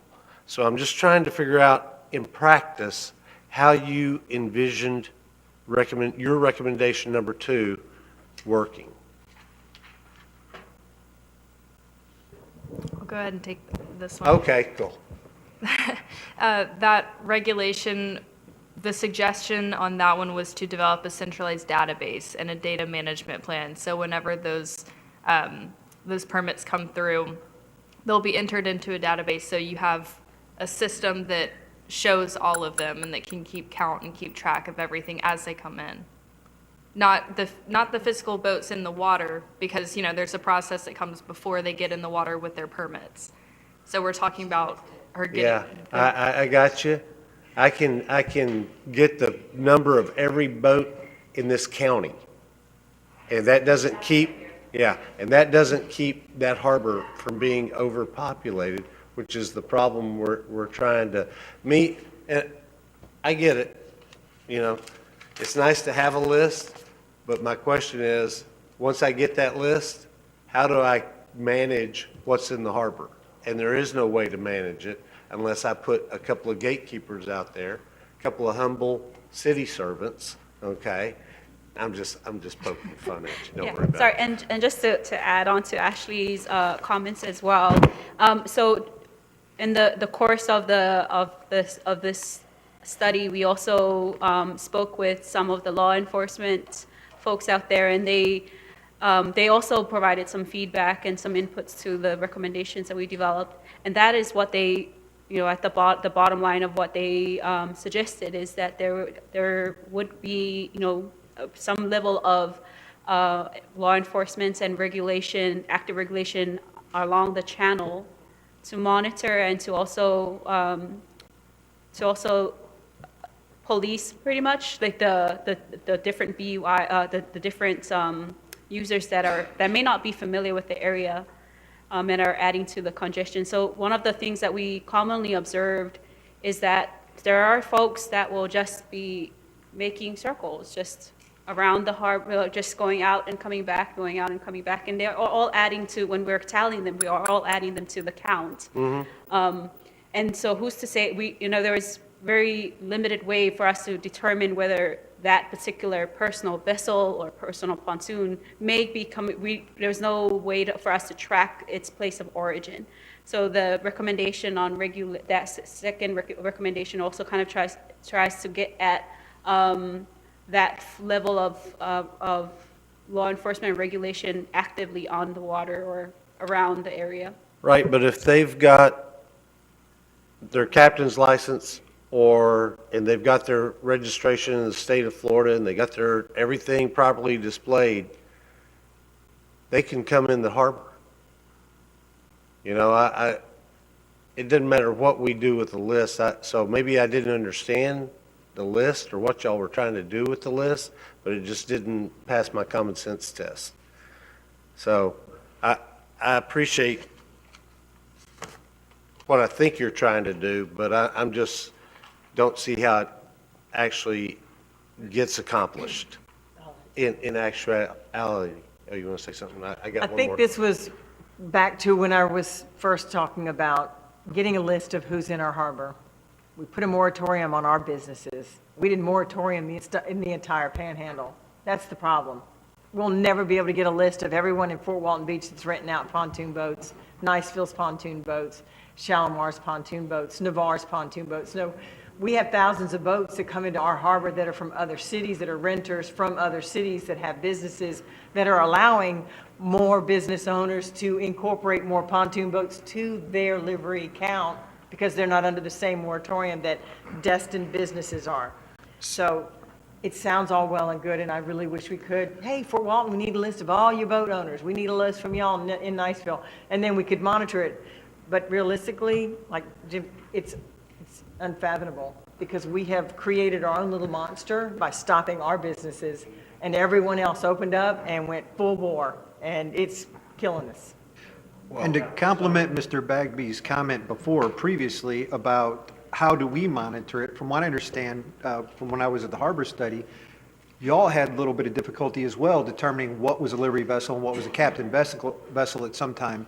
So if you had that difficulty during the study process of that differentiation, you can imagine how difficult it will be for us on this end to make that differentiation and then enforce that retaliation or retaliatory action. I'm sorry. My second question, we're over capacity. We're at or over capacity. Is that the basic? I mean, I know there's 3 areas of capacity. There's social, but bottom line, we're over capacity or at near capacity? Okay. So I just want to make sure we all agree on that because I had an issue with one of the recommendations of the committee, but I want to get the Corps' take on this. So they have I don't know if you have, it was just printed out, but it's on page 4, the top of page 4. Motion to recommend to the City Council to enact an 8-year levy vessel moratorium. I don't have a problem with that. To allow time for further studies to be conducted, to move and/or widen the navigable channel to provide property owners with the ability to expand their dockage. So you're telling me we got too many boats in the harbor, and maybe, first I want to get the Corps, and then I'll go back to the committee, because I know you probably got, but you're telling me we've got too many vessels in the harbor, and the solution is we need to move the channel so we can build more docks, which, again, I'm not real smart, but I got a lot of common sense, and that didn't pass my common sense test. So, Well, I want to get the, Okay, it's my motion. I just want to I make know, that clear. but Okay. I want to see what their position on that motion would be, because it's not one of their recommendations. So, A, why wasn't it one of your recommendations? And B, what are your thoughts on that recommended motion? Anybody in the Corps? Y'all have passed it around to 4 different people, I think, so. Well, I want to be careful here and not get into y'all's decision-making process. No, I got that. The federal government doesn't want to weigh in on. I'm just asking for a recommendation. You're asking for a recommendation? An opinion on, in your opinion, as part of the solution to our challenge in the harbor, to move the channel so that the property owners with the ability to expand their dockage as well as provide a balance of availability of commercial slips for other industries. I don't know, do you have I assumed y'all were here the night the committee met. Y'all made y'all didn't leave when they started discussing, did you? Okay, so you heard this recommendation. If you need to read it, you can have my copy. I'm just asking. What's your opinion on more slips in the harbor? More slips in the harbor, certainly it would be a struggle without addressing the current situation. However, there's probably a lot of things that I don't know. I mean, it's the city's recommendation, so I'd probably want to know more information and understand a little bit more about that before we make an opinion on it. And I just don't think that the Corps is going to come out and make an opinion on something like that right now. Okay. All right, Captain Green, go ahead. All right, I'm going to see if I can pass your smell test on this one because there's a lot to it. Okay. So first off, we don't think it's fair that there is a 6-month moratorium and then it's another 6 month, another 6 month. Okay, so first off, those businesses generate profits and then they are hanging in the balance of wondering whether or not they're going to reinvest into this property, and it may preclude them from being able to invest in a different. I support the 8-year moratorium. That's not my question. My question is, move the channel? Well, my question is, moving the channel so that we can have more slips and more boats in the, because that's the second half of that Yeah. run-on sentence there. So Well, I'm only concerned about the part to move and/or widen the navigable channel to provide property owners with the ability to expand their dockage. So to me, All right. that's more No, slips. I understand your As question. well as provide a balance of availability, so. Okay, so I understand your question. I was going through the whole thing, and I apologize if that was not what you were wanting. First off, a lot of those boats, like they were saying, circle the harbor. They may be sightseeing. They may be looking for a place to dock. You see cars doing it in the harbor district all the time. Dockage for our commercial enterprises is at a premium. It's a very small window, okay, compared to the other slips in the harbor. So by increasing their dockage for transient vessels, which is another part of our recommendations here in this, by moving the slip to the middle and allowing them to have room to increase their dockage, then you have places for these boats that are entering the harbor from different locations, Niceville, Fort Walton, and all these people that are coming down to enjoy themselves at the establishments along the harbor and use the boardwalk to go up and down. So you need a place for those people to dock. That is a very, very small number of slips available. AJ's has a horseshoe, the boathouse has a few places, but Mr. Dewey has a few places, but very limited in that ability. So one of our recommendations was also to increase more transient slips on new construction or increased construction of more slippage. Whenever it comes to the commercial slips of other industries in the Destin Harbor, right now there is, in the moratorium, there's 232 pontoon boats, there's 237 jet skis that are operating in the harbor. That's 469 vessels. The fishing fleet is around 120. We got probably a dozen or so tour boats, maybe 20 tour boats, including the pontoon boats that are now captained. We got a fleet of parasail boats that are about 15. The livery vessels outnumber all the other industries almost 3-1. Almost 3-1. So also these slips that are at a premium, you could go in and somebody can say, all right, I can put 4 or 5 pontoon boats in this slip. I'll give you $4,000 a month. Well, charter boats, tour boats, they can't absorb that. They have one revenue center in that slip compared to livery boats that could have more. So in preservation of our founding industry and the other industries that operate in the harbor, that is one of the reasons that we would like to see the moratorium in this 8-year time frame. And it gives us time to, we're going to have to get a letter from the county because they're the one that established the channel to get the 107 approved. The 107 to us was told 24 to 36 months, so that's 4 years. And then 2 years to implement whatever the 107 study determined. So we're looking at 5 and 6 years. And then also once the channel is moved, then there'll be a year or two before there's more dockage that can be obtained or built out to that point. So the whole point of this was preserve the slips and not be overrun by livery vessels and allow a balance of water-based industries to operate in the harbor. 2, move the channel so that we can provide more slippage, not just for businesses, but also for transient, so we can alleviate the congestion in the harbor and have places for these people to pull up and patronize the festive marketplace, right? We have so many names for it all. And in the end, also let the livery vessel people know their fate. And not have this continual 6-month thing and and have the city commit to this. And then they know that right now this is going to be on hold until we get a bigger road, a bigger channel and stuff like that. One of the other things is like me and the Buccaneer, if we have an incident that's outside of the marked channel, we're negligent. The insurance company could walk away from us. We have a 50-foot wide channel.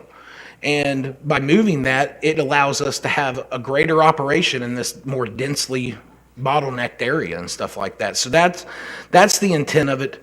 And I want to make it clear, this passed unanimously. And the reason why is because the rationale is pretty sane.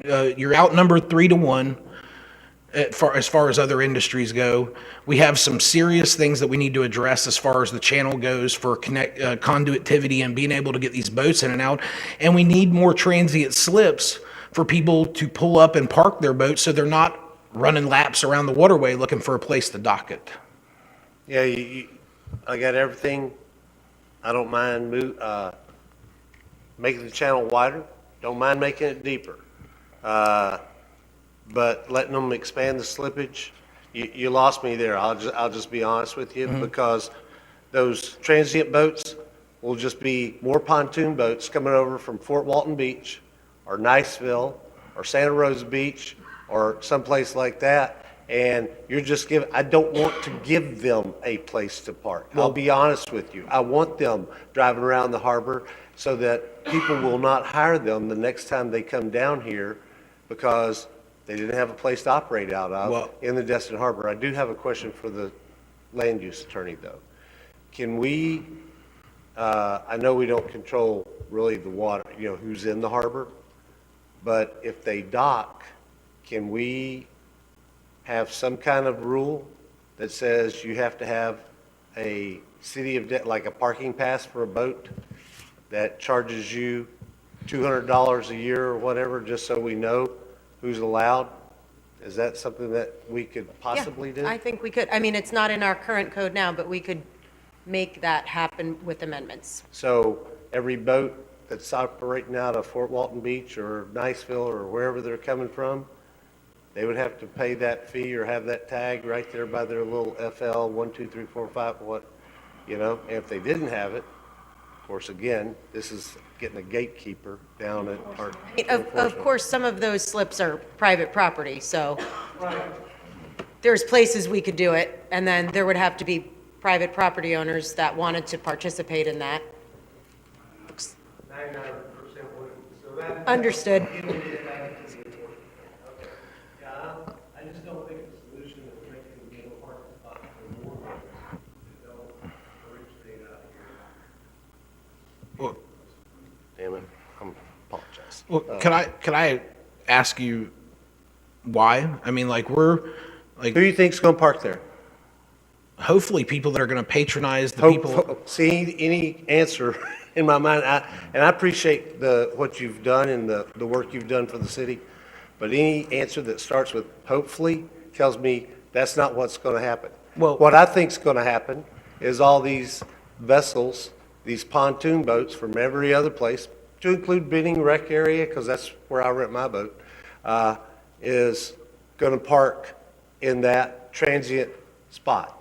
Or it's going to be people that live on the south side, okay, who live in the little canals. They're going to bring their boat over. They're going to park in the transient spot, and they're going to go to Dewey's instead of driving around because they can't find a parking spot there or something. Well, So I don't think that's part of the solution, is making more dockage in a harbor that everybody says has too many vessels to begin with.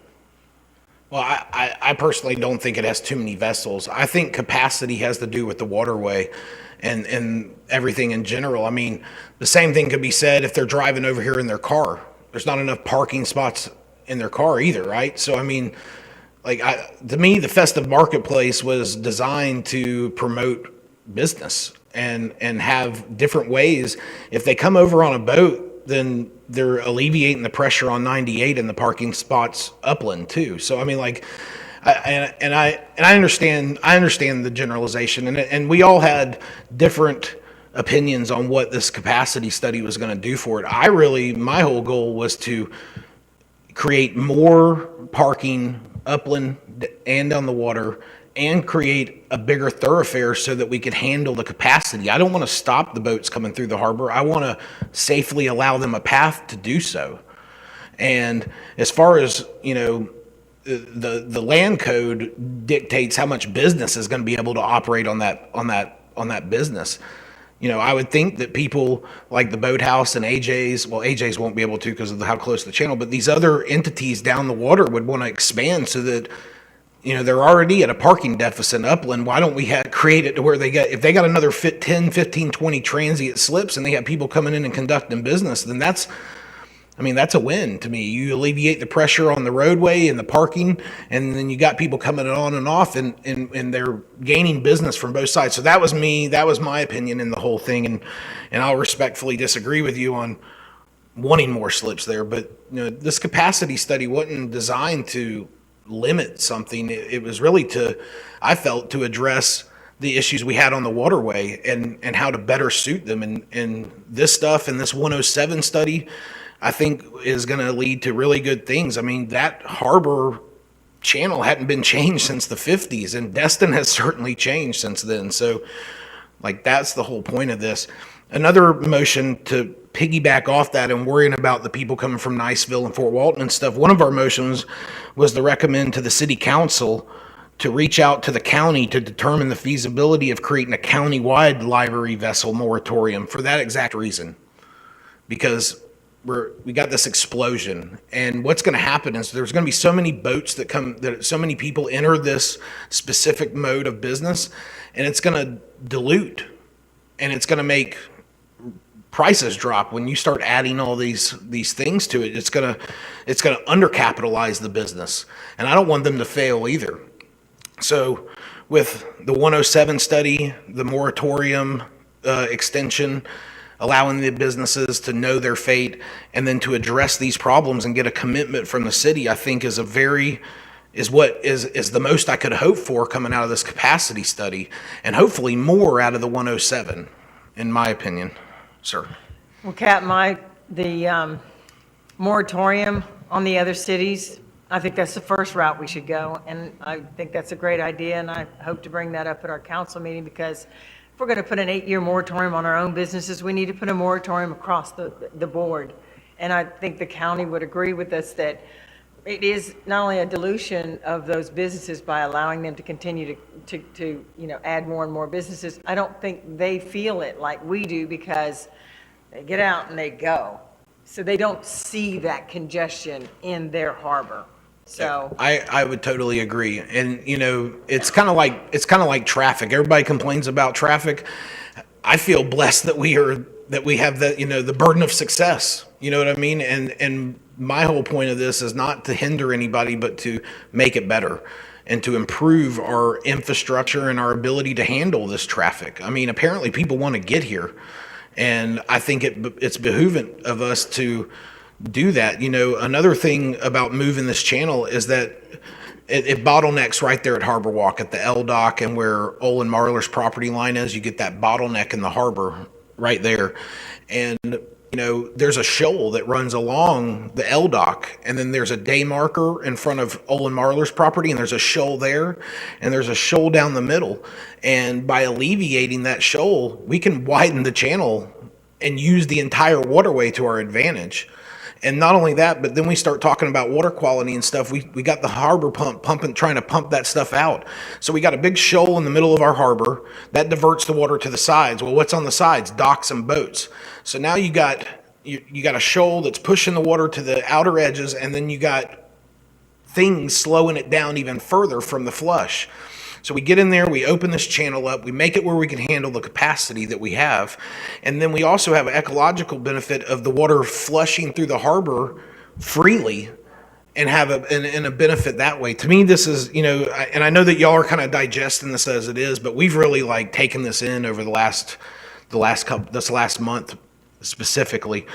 And I think that these recommendations, you'll see they all passed unanimously. And I think it's kind of speaks to the thoughtfulness. We had me and a library vessel operator, and we had a private fisherman / weighmaster and photographer, and then we had a tour company boat. So we had 4 of the major industries all agreeing that this is the path we'd like to see. So we would really like your support, and I'll answer any more questions, but that's really, I knew that was going to be the contentious one of why and how, but to me, I think it lays a pretty logical rationale down of this explosion in library vessels, and it shows, we were growing so much in the Destin Harbor, and then we shut that down, and then it exploded outside of us. So I think it spoke to our concerns as other boats possibly losing the availability of operating out of the harbor, where we historically, some of these industries started this town. And And we, not only that, we provided our pathway in our mind of how to fix these issues. So I'll quit talking now, I'm rambling. Thank you. I do, after reading through it, agree with your board, and I'm looking forward to seeing what our council can push forward, and I will certainly be one of those to champion with the county. We need to put a moratorium across all businesses that have anywhere near 5 to 10 mile radius to come and be part of Destin's Harbor. And I think I understand where Captain Green's coming from. Removing the shoal makes it possible for the big boats to maneuver. They don't bother the pontoon boats now, they're going in a foot of water. He's trying to preserve some room and some space in the harbor for the bigger boats that traditionally have used it, the bigger charter boats, the Buccaneer type boats. So that's a goal that I would support. And after all, as far as more slips, a moratorium is a moratorium, whether you do it through legal or whether you just don't build any place for them to tie up. And so we have to address keeping some capacity there for the old traditional fleet.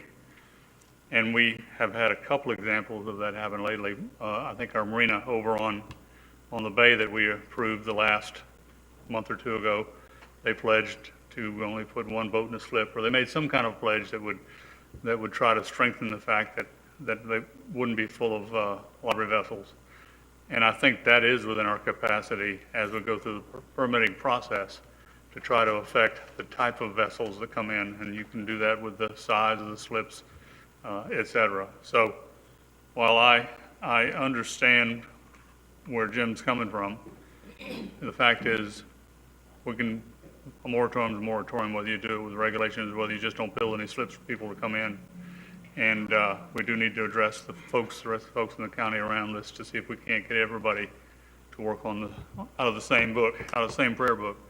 Mr. Schmidt, do you have any questions? I don't feel right here without you asking some questions. That's funny. I like it. I apologize for my tardiness.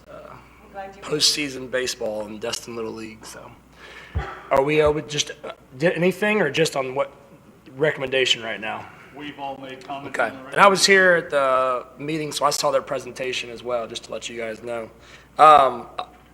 Jim, first, I'll just ask you, if you don't mind, if widening the channel, because I'm not a captain or boater, is the purpose, what's the purpose of widening the channel? I just heard you say we can allow bigger boats, the Buccaneer and things like that. So does that allow the Buccaneer and the Destin Dolphin Star going side by side down the harbor? Or is it still like a one-way thing? Yeah, I mean, if you widen it, definitely you could have it where both those boats could go side by side. You know, the big thing about widening it is allowing for commercial traffic to adjust for that. You know, like right now, if I don't stay in that lane, or any commercial vessel doesn't stay in the channel, and something happens, a boat hits you, even if they hit you, you know, like then you're negligent. Well, why can't you stay in the channel with your big? Well, I can. I'm just saying that with the capacity we have. Right. But why wouldn't another big boat be able to stay in the channel right now? We can, but when you have that much congestion and that much capacity, if you will, coming in, that much congestion and flow coming through, it becomes an issue trying to stay in the channel. If you add 15 knots of wind, and I know the Buccaneer will tell you this too, because he's a big catch like I am.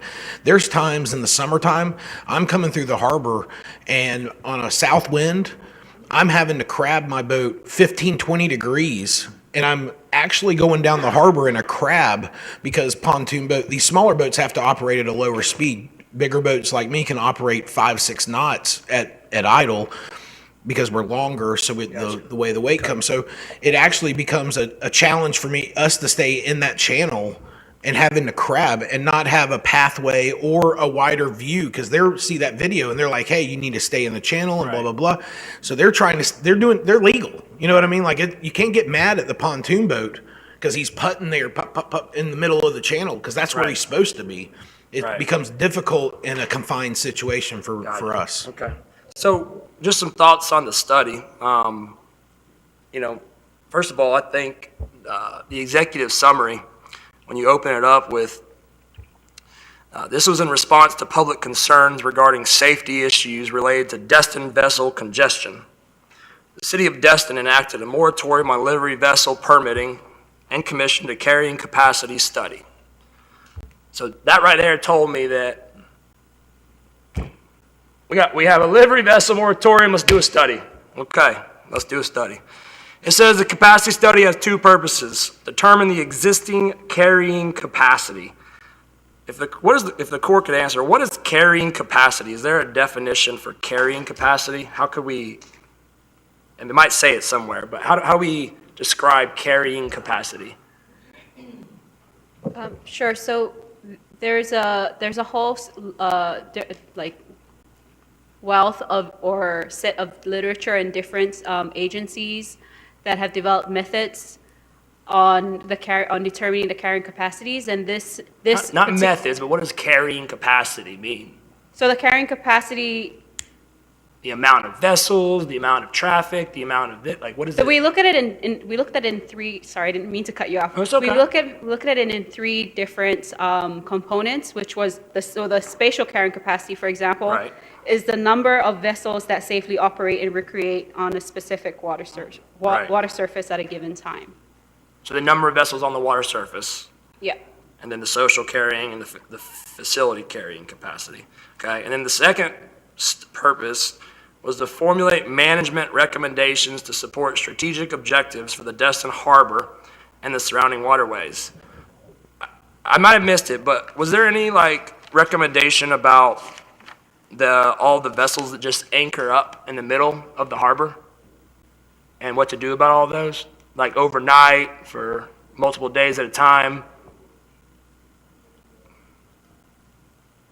Because, to me, that would be a big item to making the waterway safer. Can I go back to the carrying capacity thing? I think Sure. there's an element of that was left out. Because a carrying capacity can't just be the study of the number of vessels on a surface or something. not A restricted. carrying capacity for anything, when you're looking worldwide, it has to mean that at some point when you exceed, there's a detrimental impact.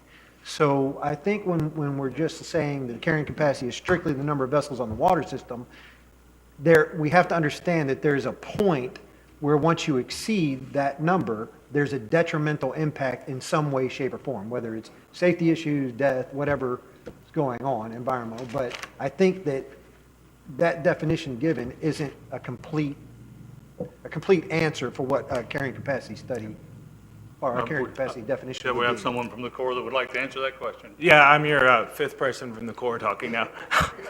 So one of the ways that we define carrying capacity is, can you both safely and enjoyably occupy that space? How many people can safely and enjoyably, without a loss in quality to experience or safety, enjoy that set amount of water? So that goes into what the Walrus model was saying. You may be able to safely operate one boat per acre. Is that it still is enjoyable experience? That's one of the reasons that when you break it out, it's broken out into, is it rural versus urban versus, primitive? Are you getting that experience when you looked at the left side of that column? To get that experience, this is the capacity, I think it was 5,000 acres for primitives. So you're out on the Yellowstone River. If you see another boat, it's taking away from the enjoyability of that experience for what you're doing. When you go into Destin Harbor, you're in an urban environment, you're going to be around a bunch of boats. At that 1 acre, that's the inflection point where you start to see that decrease in enjoyability and safety. So it may not be, okay, if we go down to, we only have half an acre, that all of a sudden every boat's going to run into each other, but you start hitting those points. And that's why, I think, Evie, you cited 21 different papers and they had 21 different answers, because it's both a sociology and a safety issue about how these boats interact in this space.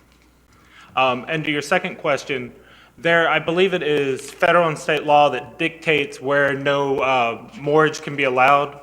I think it was actually the mayor who we had the conversation with at the end of the first steering committee meeting, that him and Mr. Fogg from the county had discussions about the harbor would need to be reclassified to allow for so much mooring. I think that boats are allowed to moor for so many days Okay. before they'd have So to. on that topic change. though, a lot of these recommendations you guys have in here have to do with getting like Coast Guard approval, getting all sorts of people's approval. So I'm just curious, why would you not even put a recommendation like getting with the federal government to talk about mooring in the harbor? Why So would that not would be part of the CAP 107 study. One of the things that I want to emphasize with I'm that not is. talking, well, we're doing this study. In this So, study? This study. So that's within the limited scope of the recommendations on the So federal you told cost me- of. You told the implementing. city to put better signs up, Mhm. but you couldn't tell the city to get with the federal government about 15 vessels sitting in the middle of the harbor? I mean, that just seems like a big item right staring at you in the face. That should have been on that recommendation. Understandable. So I'm frustrated about that one. Yeah, no, that's a reasonable. That's fine.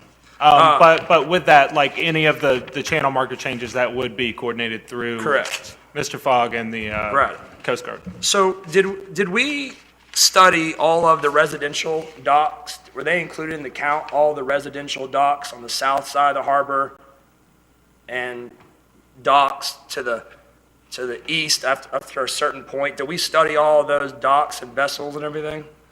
So they were not as part of the scoping. It was determined that there was a finite amount of resources and time that we had, and we had a narrow window of data Right. collection.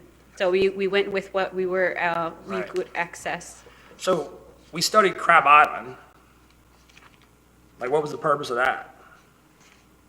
Like, what was the purpose of making that I think from the way I read it, y'all stood on you stood on the point of Noriego and you made a estimate as best as you possibly could, given that Correct. you couldn't go out there. So why are we even studying Crab Island, but we wouldn't study the actual docks and vessels in the harbor? So it was included in this portion of the spatial carrying capacity because those are the immediate recreational area that people recreate at. So if we're exceeding capacity in all these categories, capacity exceeded, capacity exceeded, capacity exceeded, would it be the common sense, or I guess assumption, that if you included all the residential docks and further east on the north side, that we're even more exceeding, which I'm not sure what the word would be, but like extremely exceeding? Would that, I mean, that's a safe assumption then, right? If we included those? So there is a distinction there because the other slips are residential. And so there would be a different, But that there are goes into different play of characteristics. the carrying capacity of the waterways, right? Right, so what I would recommend there is it would have required a different scoping and a different length of time to take all of those in consideration. And if I may also, there, council member who also spoke about the detrimental effects. And so we, as a holistic definition of a carrying capacity, so I think the range that we presented there, and when we go down the discussion on what those detrimental effects would be, I think it's an open-ended assessment, because what would be that detrimental impact be? Would it be death, or is it the range of a level of a certain incident or fatalities? Or bringing it back to what my colleague had talked about, which is there's some level of detraction on the level of experience. So that's a whole, that would be the variety of the other side of what the definition of the carrying capacity and what we're going at. So did we go down and make the determination that this would be, to make the recommendation that if you go below 1 acre, that all of these would happen? We have no data to support that and to make those claims. So that was kind of coming back to the scope of the study. Right. So going back to that scope, if you don't mind, what was the timeline you said? It was very narrow? 18 months or something? So the study itself started, I would say April, so a year. A year. Correct. So, again, and where'd the scope come from? Who gives you the scope? Did we give you that? The scope was negotiated between the city and the Army Corps. Right. There are certain requirements of the feds that we had to deal with the prior council before you guys came. Okay. All right, so I can't fault for the scope that they gave you then, unfortunately. You know, I don't agree, unfortunately, with one of your statements that, you know, couldn't go count some of those docks and vessels. I mean, I could ride around in a boat in the harbor in a day to and go interject, count those boats and those docks back there. So, I mean, probably a day I could do that. So you're the Army Corps of Engineers. A lot of money was spent, you know, so I don't understand that answer, unfortunately. Yes, sir. Yep. So to kind of clarify, one of the points of the study is that it was replicatable every day, you know, consistently throughout the entire time period. So we went out, I think it was April through September we were in the field, 31 total days. That's what we were able to scope with the amount of money that was spent on the PAS study. And that within that, we were able to count those, I think it's maybe a mile of slips at the Harbor Walk, repetitively Right. and consistently. I hear you. I just One of the disagree with things that, that if we so. would have continued and said, okay, every day, 3 times a day, we're going to take a boat all the way around the harbor. Right, there's a but lot if more you're trying to inconsistency in that. to determine the carrying capacity of a harbor, you should know what's in the harbor. That's all I'm trying to say. So the 104, the 107, what's it called? 107. Isn't one of the things I heard y'all say the other night about that is like determine maybe new mooring points or areas that we could create mooring, areas possibly change the shoreline or things like that. So in my opinion, you know, Captain Jim and everybody else, I mean, we can't affect the shoreline because the only shoreline I think we have is the park. And one of the things in your study said that's a hard stop or something like that, that we can't touch that part. We can't do mooring because most of the properties are privately owned or commercial or residential, so it's not like we could add mooring. So like, part of me feels like, why get to the 107, you know, with some of these things? And it's just, I don't want to, just a comment. And my last thing, and I know Mr. Destin's loving it, right? But, you know, I was expecting more out of this whole study, personally. This thing has been like, for me, it was kind of like a kid waiting for Christmas morning. You know, like I felt like that on this council for the past year. Like I was waiting for December 25th because this thing was going to give us all the answers in the world. And, you know, no disrespect to some of you guys individually, because if it's the scope, it's the scope. But I could have told you, go study the water quality in the harbor. Look at the pump. Hey, let's put some signs on the channels that have better arrows, you know. Hey, you're at capacity. I just feel like there's no really solutions here that are truly going to help us. You know, I mean, we are at capacity, and I think the delivery thing, I've been saying this for a long time, I think that we pound that and pound that and pound that. I was in the harbor last night about 7:30, which I think all their delivery boats are in by 5:30, 6 approximately. I saw a private yacht 60 feet flying through the harbor. I saw 2 of the big tour boats that go on the sunset cruises flying through the harbor. I saw personal little fishing boats that people I could tell were personal flying through the harbor. You know, it's just like not a single livery vessel was even out there. I just don't get it sometimes. And I've seen all the boats that are not livery doing that. And so we focus so much on, you know, I've heard anecdotal stories about y'all talk to the police, you talk to different people, they talk about drunk drivers and this and that. I mean, if we're using those stories as the basis for a lot of this information, I think that's the wrong thing that should have been done, because it should be facts. And the facts is walk around the harbor and count the slips, count the boat, and see who's coming in and out and see where the problems are. And to spend $250,000 or however much money it was, it's frustrating. To me, if we have a capacity issue, we need to stop allowing new docks. I tried doing a dock moratorium over a year ago. Some of the council didn't want to do that. That's fine. But I think as a council, we need to think hard about what we are allowing in the harbor and not just focus on liveries. Because stopping liveries in Destin, I get it, Councilman Hebert, going to the county, I agree with you. That would be great.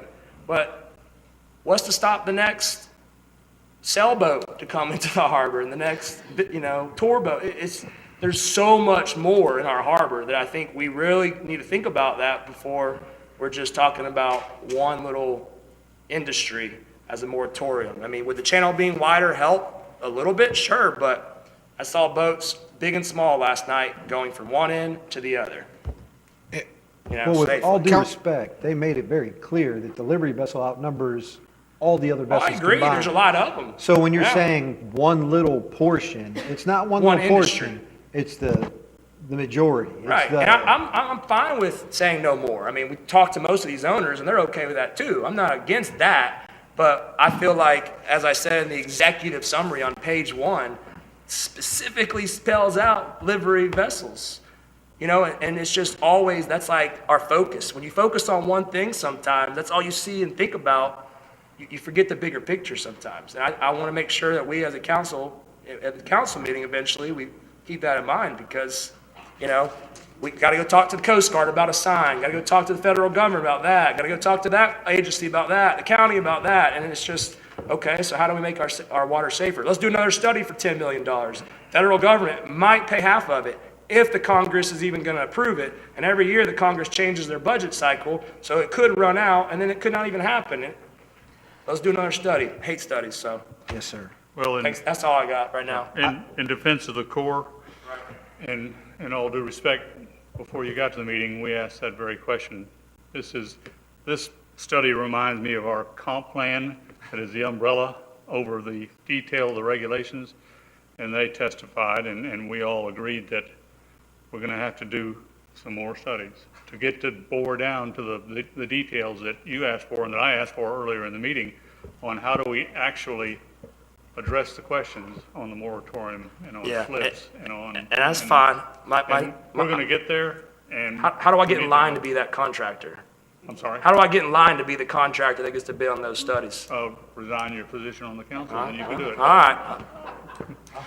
Mr. Green. I want to speak to it a little bit, and I understand the frustration. Kevin, don't ever get in fisheries management because it is a federal government nightmare. But so I just want to elaborate a little bit more. The 107 study, and I understand the frustration, but we do need it tailored. You do need the data from the harbor capacity study to initiate to use as data sets in the 107. It doesn't matter if that walrus study says 1 boat per acre or 20 boats per acre. There's over 2,000 boat trips that come in and out of that harbor on a busy weekend. And it's very, and I'm not giving you a hard time, but it's very anecdotal in the off season, in between spring break and summer, to look at the harbor and use that to culminate an opinion on capacity. And I think that it's very important. You know, we speak about the yachts and all the private boats. You know, Destin's the luckiest fishing village in the world. We don't have a marlin tournament. You know, if we're going to have the capacity to bring events to the harbor and these things with our world-renowned resources, then we're going to need a bigger channel and a deeper one. And you know, when it comes to the livery, you know, I think you see that a lot in their recommendations because of the fact that of the moratorium that was placed on them, and then it was part of the scoping thing. And I think that I understand looking at that. I think they're giving really general views. As my and nothing against any government employee, but I've never met a government employee, federal or state or local, that will come out and say, I think you should do this, because you know what, that's our job. Like that's why you populated a harbor steering committee, because we're supposed to take their evidence and our anecdotal evidence and experience, and we're supposed to make something of it. And that's what we did here. You know, we said all their stuff was good, and it's all like 30,000 foot view stuff, but we made motions, and if you go down into the further pages 5 and 6, it goes into even more where Mr. Stevens made some motions that were recommending different things, like the FWC has now changed what livery means. It includes paddle boards, kayaks, and bare bones charter, which, if y'all don't know, is like terrible. And the Coast Guard right now just presented a task force the other day trying to address these issues. I don't think that the city should be involved in putting stickers on kayaks and paddle boards. You know, I mean, like there's some thoughtful things in here, and I think that's what y'all had us for. Like, please don't get mad at them because they don't. They were here for however many days it shows in that study, and they don't quite understand the dynamics there. If anything, I kind of appreciated them more because they were external view of what was going on. And then we basically took their information as a committee and then like applied ourselves to it. And that's where these recommendations came from. I hear you, and I just think whoever whose fault it was, city, previous councils, whatever, you know, to use surveys as a reasoning behind some of the language, or to use stories that I talked to this person as a reason behind it, to me, that's not valid. You know, a survey was handed out a couple months ago. Some property owners on the harbor didn't even get them, business owners. So, like, I understand what you're saying, I get it, but I just think unfortunately, in my opinion, there's so many missing pieces to how this was done over the past year or two, and now we're going to have to use that data to make the next decision. So it's just hard for me to put it all together. And I think it's important that our committee balance that, you know, like we took out some of this stuff. Some of this stuff's redundant. I mean, like, we left in objective 1, we left in 3 because of the FW's change in the definition of a livery vessel. And, you know, and some of these things we're already doing and we knew that needed to be done. But in order for us to move that channel or to make these things, that's the Corps' channel. And it's the county that initiated. So we got to get them to give us the channel and then we got to get them to change it. So we got to kind of do their song and dance. And I know it's frustrating, especially when, you know, we're in a place where the city and the state can be nimble about things. I'm kind of used to it being federally managed in every aspect of my industry, but we have to do these dances to get it. And, you know, we got to think here, we put up the money for the capacity study. We met 50-50 on a 107, but if they make these recommendations, they're picking up 80% of the tab. And all it's doing is improving our infrastructure and our abilities. I'm with you. I'll just say one last thing and I'll be done. I'm going to get some water. Making it wider, adding more docks, all that stuff. Yeah, I hear you, but as we said a minute ago, a lot of these livery vessels, they're not, you know, you're hoping they'll go use the festive marketplace. We're hoping they'll go to the festive marketplace. I don't necessarily agree that a lot of the people that are cruising around the harbor are looking for a place to, like, enough to make a big difference, right? Like, if you're going to rent a livery vessel, you're not going to drive it for 2 hours and then look for a place to go eat for 2 hours. Yeah, you'd be surprised. I've watched them. If you're renting it on the harbor, I mean, I've watched them pull out of John's place behind Dewey's and go straight over to the point. I just don't you think know, it's enough. It's the aspect of being on the boat, and right there at AJ's. Nighttime, they're back at the dock. You know, like there's adding more docks, making the channel wider to allow us to put more docks, to have more space. Well, we don't need 6-lane 98 between here and Sandestin because of 9 o'clock at night. We need it from 9 to 5. You know, I mean, we have to address the capacity when that's happening. I just don't know if the goal of widening the channel to add more docks to allow people to park is going to solve the problem of 400-something livery vessels plus the people that are coming from outside of the city on top of that. If that's the problem, I don't see that's going to solve that problem. Well, but I don't think that, I think you're, and with all due respect, I think you're narrowing down on something that we want. Why did we create a festive marketplace? Why did we create a boardwalk? It was to create synergy on the harbor and bring people down to this business. And if we're now wanting to stop that, then yeah, I'd say that's true. But we want more parking. We want more parking on the upland part so that people get off 98. We want. I have a question about the 107 study, and I realize this is valid, and I understand it's a valid point, but when I'm reading the Army Corps of Engineers 107 study, it says, one, the project is maximum federal expenditure per project is $4 million, but I heard there was $10 million. Was there an addendum or something updated over the years that allows to be 10, or is it still? I'm not sure what you're reading, but when it was authorized in the Rivers of Harbor Act of 1960s, it was probably a very different authorization. It's been amended several times. So right now, the current federal limit is $10 million. $10 million. So then the next question is, it says no more than 3 years should pass between the feasibility study and the project is ready for construction with plan specifications essential, complete, and PCA approved. So if we can't move forward from the time it starts Until we implement construction, what happens to that $10 million? You haven't made an investment yet at that point. Keep in mind, the study is not $10 million. I hope everybody understands that. The study is less than $1 million. I mean, we'd have to scope it. I don't know what it would be. Okay, well, whatever But that number. we're talking about the federal investment for the construction. Right. So during that, if I understand you correctly, maybe there was a misunderstanding there. The time between the study and the implementation, those are almost two separate agreements. So the study will result in a recommendation. It's a partnership. We have a recommendation for like a specific recommendation that we reach some 10% level of design on. We can agree on it, or y'all can say we want to make some changes and there's a locally preferred plan. Then we go back and we say, all right, we've completed the study. We're ready to request design and implementation dollars. That's that. Then once we get the go-ahead from our, once Congress appropriates funds for the 107 program, and then it gets selected for construction, we would enter into a new agreement, and that's where that like $10 million would come in. Okay, and that's what I'm trying to figure out, because it says shall pass between the start of the feasibility study and the construction, from what I'm reading. So that made me think the minute you start, you still need another 18 months, 2 years to complete your study, and then that leaves us a year to actually start. But that's not how it's actually in place, and that's what I wanted to understand. Thank you very much. And I want to be completely transparent with you. Regardless of what that says, if Congress doesn't, there has to be money in the program. There typically is. It's competitive. But I want to be completely transparent with you. It says there shouldn't be more than 3 years, but that is always pending Congress continuing to fund the program, so the 107 program and CAP. So that there is that caveat. They can tell us to do something, but if they don't give us the money. My final thoughts on this is thank you to the Army Corps of Engineers, the time and the pain that it took for you to put all this together.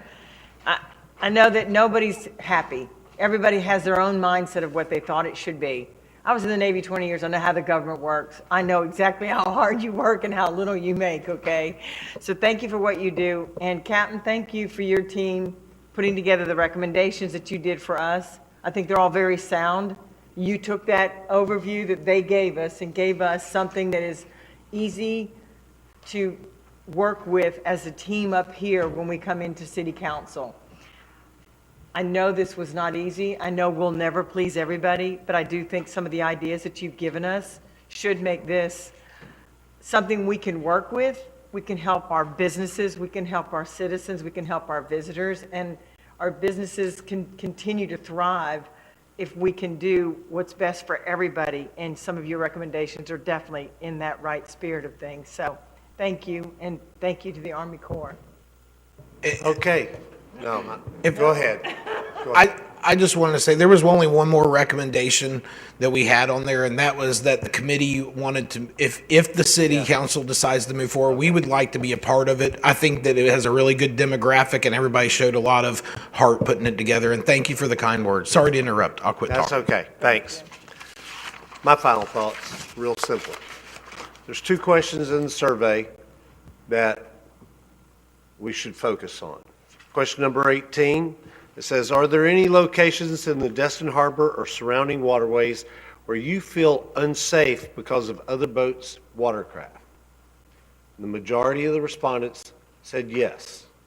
Okay, 116 said yes, and 102 said no. So a majority, not a big majority, but a majority said yes. What was even more enlightening, because that's how they feel, how safe they feel, was, I believe, question 22. So over 200 people answered this question. How did the number of other boaters affect your enjoyment, okay, your experience of the harbor this past summer? More detractors by 9-1 over the folks that responded, it added to their experience. Think about that. So we won't need more parking spaces for boats because nobody will come back, because when you've got 9-1 of people saying it extremely detracted, 39, or moderately detracted, 39, or somewhat detracted, 44, and you only get 14 saying it added to the experience, that's not a good ratio, folks.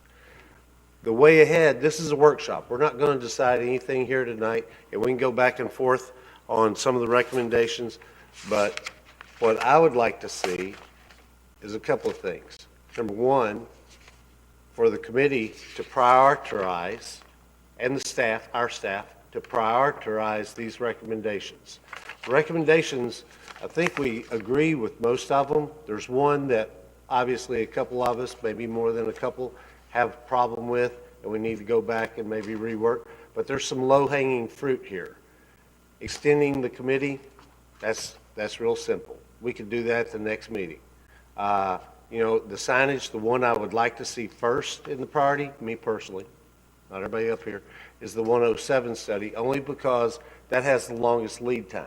And if we don't get started on that now, some of this other stuff isn't really going to get matter. So there's a couple of, you know, there's one, the parking thing, I think we're already doing it.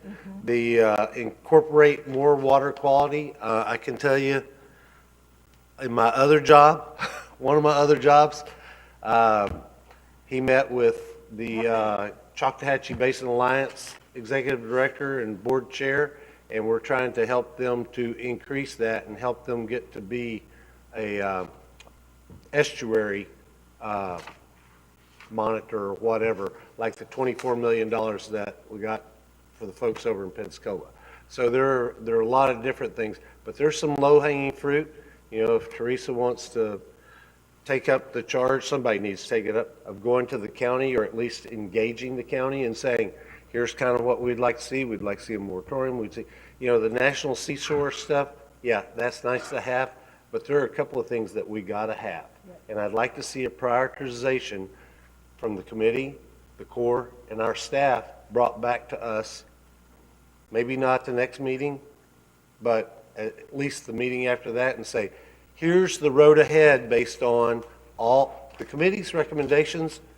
You know, no offense to the Corps, because y'all have worked real hard too, but number two, you know, you can put that in with the, we ought to allow more piers or more docks or whatever, because that's more contentious and harder to crack. But let's crack the ones we can, get them moving, get the 107 study moving, and let's move on, because I agree with Kevin on a little bit on this. We've been kicking this can for long enough.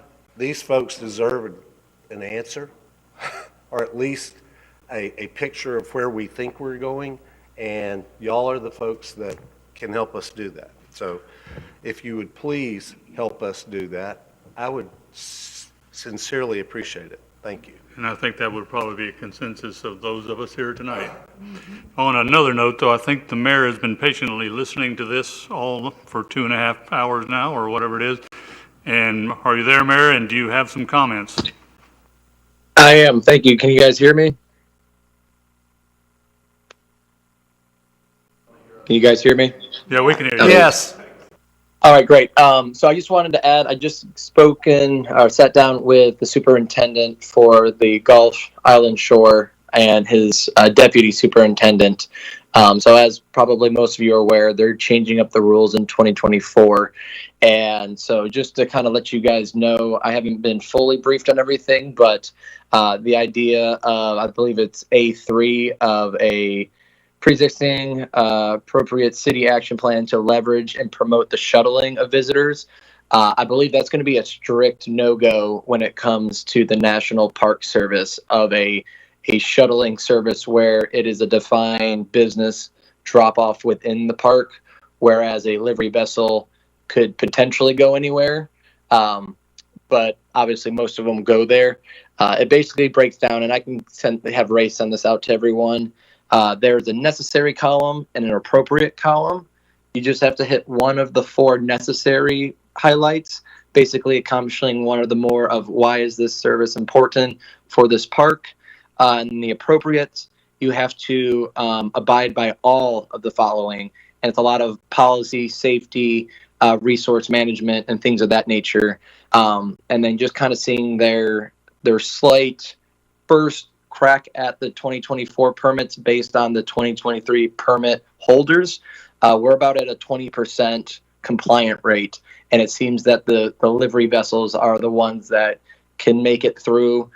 without any verifying, or I guess without changing any of their current business model.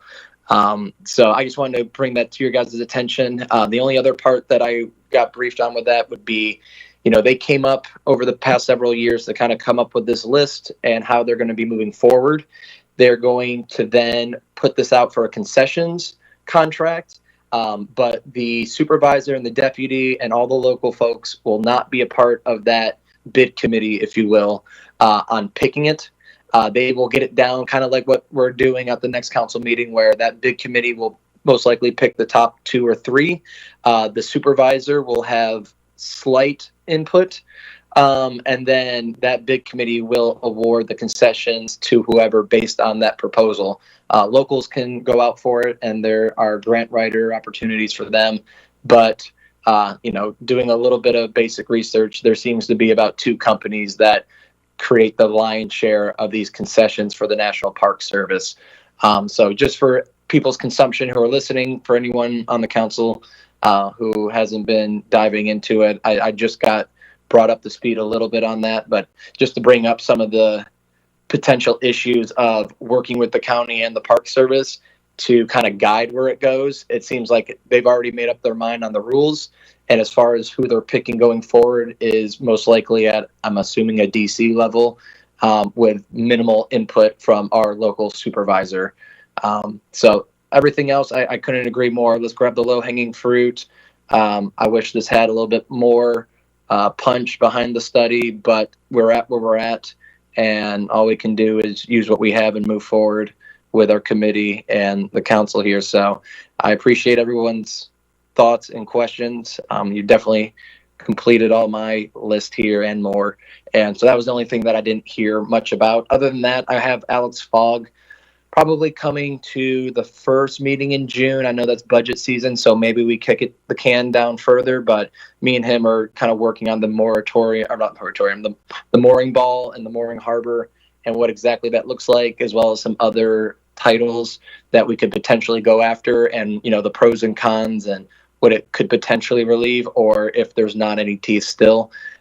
So that's something else I'm working on, as far as just trying to get some basic facts. And then I'm going to invite Alex once we have a good slideshow to present. He'll come in and be the expert subject matter on potentially designating the harbor one of many different designations, and what that could potentially do for us as a city, as directing and steering where the harbor goes from mooring to other safety and ecological factors. So those are the only 2 things that were still on my list. So with that, I appreciate everyone's time, and I'm glad it's been a really good reception. I've heard every word.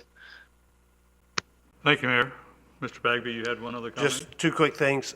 First thing, when you talk to Alex next, the county had a safety video. They had hired some folks to do a safety video, so that may be another piece of low-hanging fruit. If not, the TDC can probably provide the money, but they had one for a boating safety video. I've actually seen the video at one time. And then the second thing is, there's a theme park on water that over in Alabama that wants to bring their stuff over and connect it to the National Seashore, and I don't think that's going to happen, but we'll.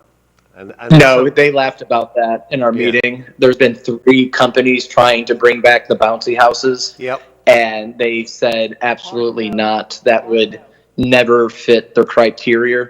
Potentially under concessions, if you were doing a snorkeling trip and you provided a prepackaged snack, that could potentially, with a little bit of guidance and communication, make the cut. But yeah, the bouncy houses, anything that we had beforehand, will absolutely not be entertained in any motion from the National Park Association. Yeah.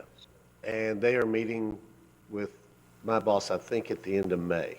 So if there's something you need to know, or want something to be a hard no, because he's a hard no on the bouncy house, trust me. Oh yeah, so is the park, but appreciate that. Okay, thanks. Now we are at the final stop on this agenda, I hope. Yep. Public comments. This is our last bite. Public, do you guys have a comment?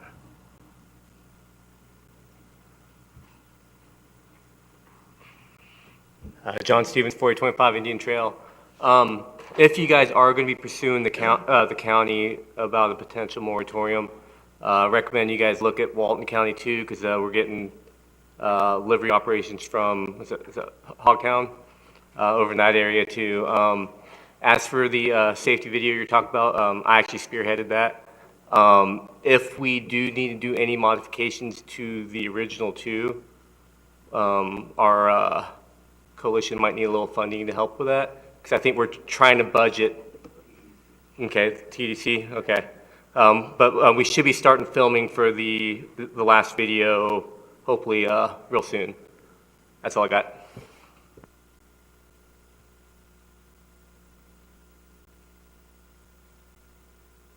Good evening, Mike Dombrowski, 320 Harbor Boulevard. Thank you for the comments and the questions you had, because I think you all were right on point on it. The one thing that I have a real exception about is the definition of people are using, and it looks like that they're using the same words for carrying capacity and capacity. And we're at a capacity, or it's really a utilization of the docks that, in their table 6 of the final report, they have Harbor Slips District an average of 60 to 90% capacity. It's a utilization. It's not a carrying capacity, as Mr. Destin was talking about earlier. But also kind of say what facility carrying capacity, they say we're at a full capacity. Well, 90% is not a full capacity. So I really think that once this starts getting out into the public, it's going to be misinterpreted. People, and it's already happening, that people are saying, oh, we're at capacity, no more docks, no more boats. And that's not the case, and that's not what this study does. I agree. I don't think that this is more of an existing conditions or an inventory study than it is a carrying capacity study. There's a number of other things that hopefully that we'll have more opportunity to talk about this, and I'm glad that, I hope that the committee continues on this. But the other thing is too, is that the only other point I want to make is really the most problems that I see, and I live on the harbor, is it's at the entrance. It's not in the west or the east portion of the harbor. I look out and sometimes I don't see any boats going up and down the harbor at all. But you look to the west, that's where all the problems are. And the one thing that the study also did really not address is the entrance to it. Specifically asked about the carrying capacity of the entrance. And did they ever look at, in the Army Corps of Engineers, and there's a number of different studies that have looked at entrances, navigation channels. It's the same exact thing of looking at a roadway, is that you have different levels with the MPO, A, B, C, all the way to F. You look at what number of lanes you have, you look at the traffic, you look at the speed. That was never looked at, because you can increase the carrying capacity of your navigation channel by expanding it, by deepening it, as that it was previously discussed. And I think that that really needs to be looked at. One of the suggestions that I made earlier on was not very popular, but I'll still make it, is the use of which would be the north side of Noriego Point, is that there's a lot of people that anchor up there. That's one of the biggest problems. I have gone in and out, and I've seen people actually swimming across that channel with their dog, with a pina colada, doing the backstroke coming from Margaritaville. That's a real problem. But again, I hope there's more opportunities over time, and again, I appreciate all of your comments. Yes, sir. Good evening, Christian Myers, 539 Kelly Street. So I'd like to start with an observation, and then if I may ask a question. At about noon to 2 o'clock during the summer days, you can see when the liveries, and I'm not going to beat up on anybody in particular, I know they've been taking a lot tonight. You can see when they rented most of their boats at the dock, or all of them, at about noon to 2, you'll see more coming down the harbor, oftentimes 2 tied on either side of one in the center. Those are about 8 feet wide, so that means 24 to 25 feet, counting for buoys in between, of a beam of a vessel that cannot stop, cannot turn, cannot maneuver. They're dangerous, they're a hindrance. My question is, what kind of enforcement for the existing rules that we have do we have for situations like that? Because I can count them every day. It happens every day. When they run out of boats at the dock. Can they you go get explain more that and bring again? them. Where are they coming? What is that? They're coming down through the bridge and then down the harbor to get back to their location on the harbor to rent more boats. Are you talking the description of what they're doing? There's there's 3 boats tied to each other? Right, so these are pontoon boats. There'll be one operator on one boat in the middle and have 2 or 1 tied on either side, so 3 in a line. They're what? Right. Because those boats are in spots where they don't. Certainly. Chuck Hires, 316 Harbor Boulevard. They're moving, those are employees of that company moving those boats because they're in positions where they don't want the renters to go, moving them around to where it's easier for the renter to leave the dock and go rent the boat. So that's not a renter moving that boat, or that's not somebody that's doing it. That's It's an operator. that's an employee of the company. Right. And I know what you're talking about because they're moving them from out inside L Dock and they're coming around to the other side. Oh, no. No, Oh, these, well, these tho- are vessels are coming out those, from those outside are, of the harbor. those are boats because there's no boat ramp inside the harbor. Those are coming from Destin Marina where they're putting boats in and where they've probably been repaired and they're bringing them back to their spots in the harbor where they dock them. So they bring in 2 or 3 at a time from the dock, or from the marina. Are all of these medallion vessels? I thought Yes. that there was a limit for the amount of boats that could be in the harbor, and that correlated to the medallions that that company owned. They're supposed to be medallion boats, and they're also being operated by supposedly professionals. That's correct. So it may not be as dangerous as it looks. It is not. I assure you that there's never been an accident with one of those people deadheading boats. I've nearly had an accident with them not being able to stop and maneuver. So. Okay, just 'cause it we need to hasn't speak- happened. Oh, yes, speak I'm to the sorry. mic. Thank you. Right, Please of course. address- I've nearly been in, not Address the one, but now council. I think of it. Address the council. Oh, of course. Thank- I apologize. I have nearly been in incidents with people, operators, employees who have driven these type of situations, not once, but at least twice that I can bring to memory. And it was both of me and the other operator to avoid, to stop that from happening. But that's what I've got. No. Okay, Well, thank to you. the other question, the Florida Marine Patrol, Fish and Wildlife are out there, the sheriff's deputies are out there, and the Coast Guard. And those are the folks that are supposed to enforce unsafe boating activities. And while they can't be everywhere at one time, they do make, they make an attempt to do their job. I know they work very hard. Thank you.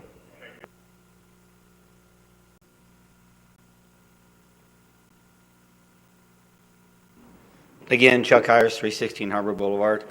I just had a couple of things. About the study, like you, I was very frustrated with the study, but I don't particularly blame them because they were doing off of the scope. I kind of blame you guys or the city council for not being more specific to what you wanted out of the survey. I've also been a consultant for a long time, and when somebody's wanting the scope of something, maybe the specific questions weren't asked. So I've got some requests that I'm take great exception to decisions being made about my business, my industry. I also drive a big 149 passenger boat, tour boat, also own a livery business. I've also been around here since it was a 2-lane highway like he was talking about. Now it's a 6-lane highway, and there was nothing in the harbor, and now we have what we have. We're a tourist town where people come here to do things.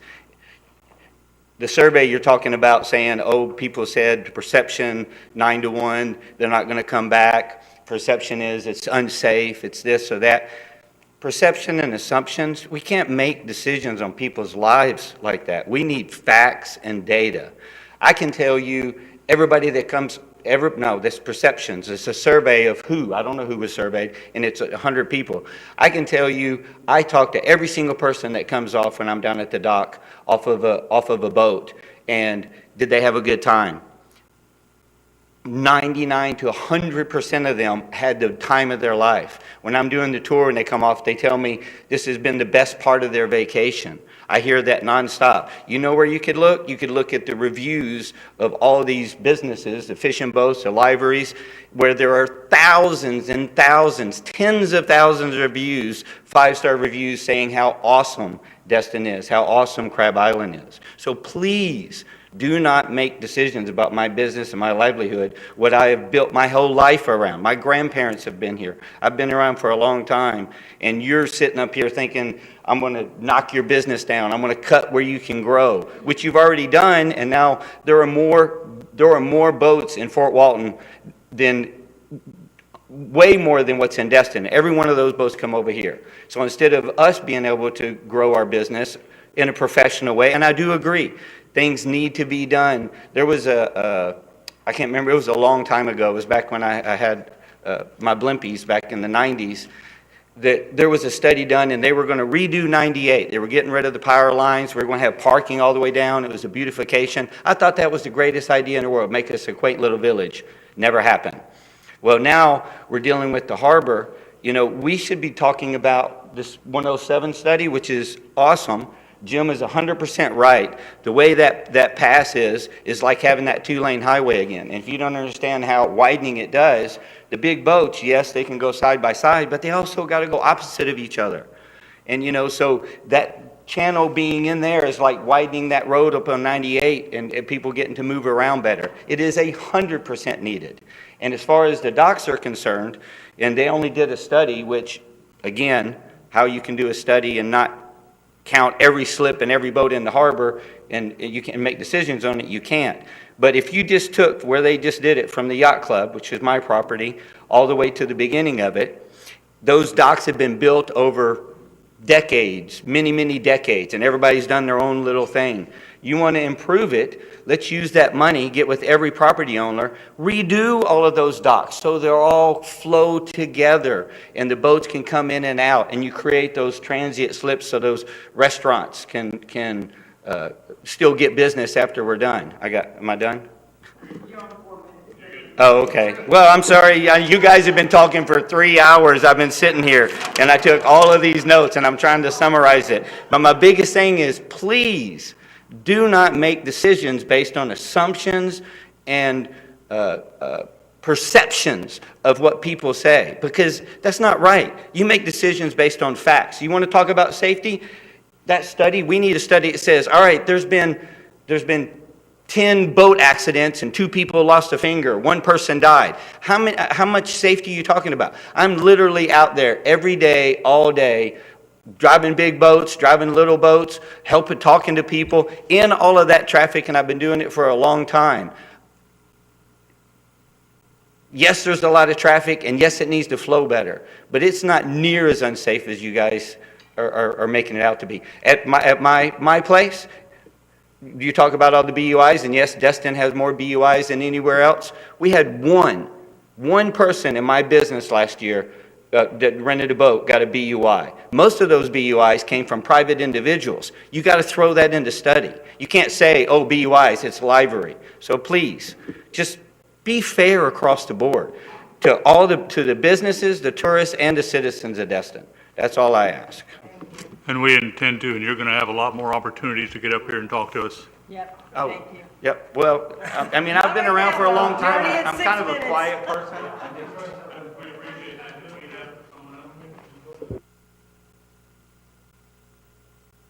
That appears to be everybody, and I wanted to thank the Corps again, because without you all, we wouldn't have any study at all, and without you all, we won't have the detailed studies we need to go forward with the regulation. And please don't be discouraged by criticism. It's, I'm sure you've been subject to it before, but we appreciate what you do. I'm just going to say one thing to you all, just as a legal reminder. The end of June, obviously, the moratorium expires. I am not telling you to extend it. However, if you choose to, due to advertising, you will have to make that decision at the next meeting of the council, because it will take 2 readings, the first and second meeting in June. So just keep that in the back of your minds for the May 15th meeting. Okay. while we can't make any motions or decisions tonight, I think it's a pretty good consensus from the staff that this issue needs to be back as soon as possible on the council agenda so we can go forward with whatever I'm decision. pretty confident it will be on your May 15th agenda. Yeah, you can put it under my name to extend the moratorium, okay? Talk to the county under my name about a countywide moratorium. Walton County.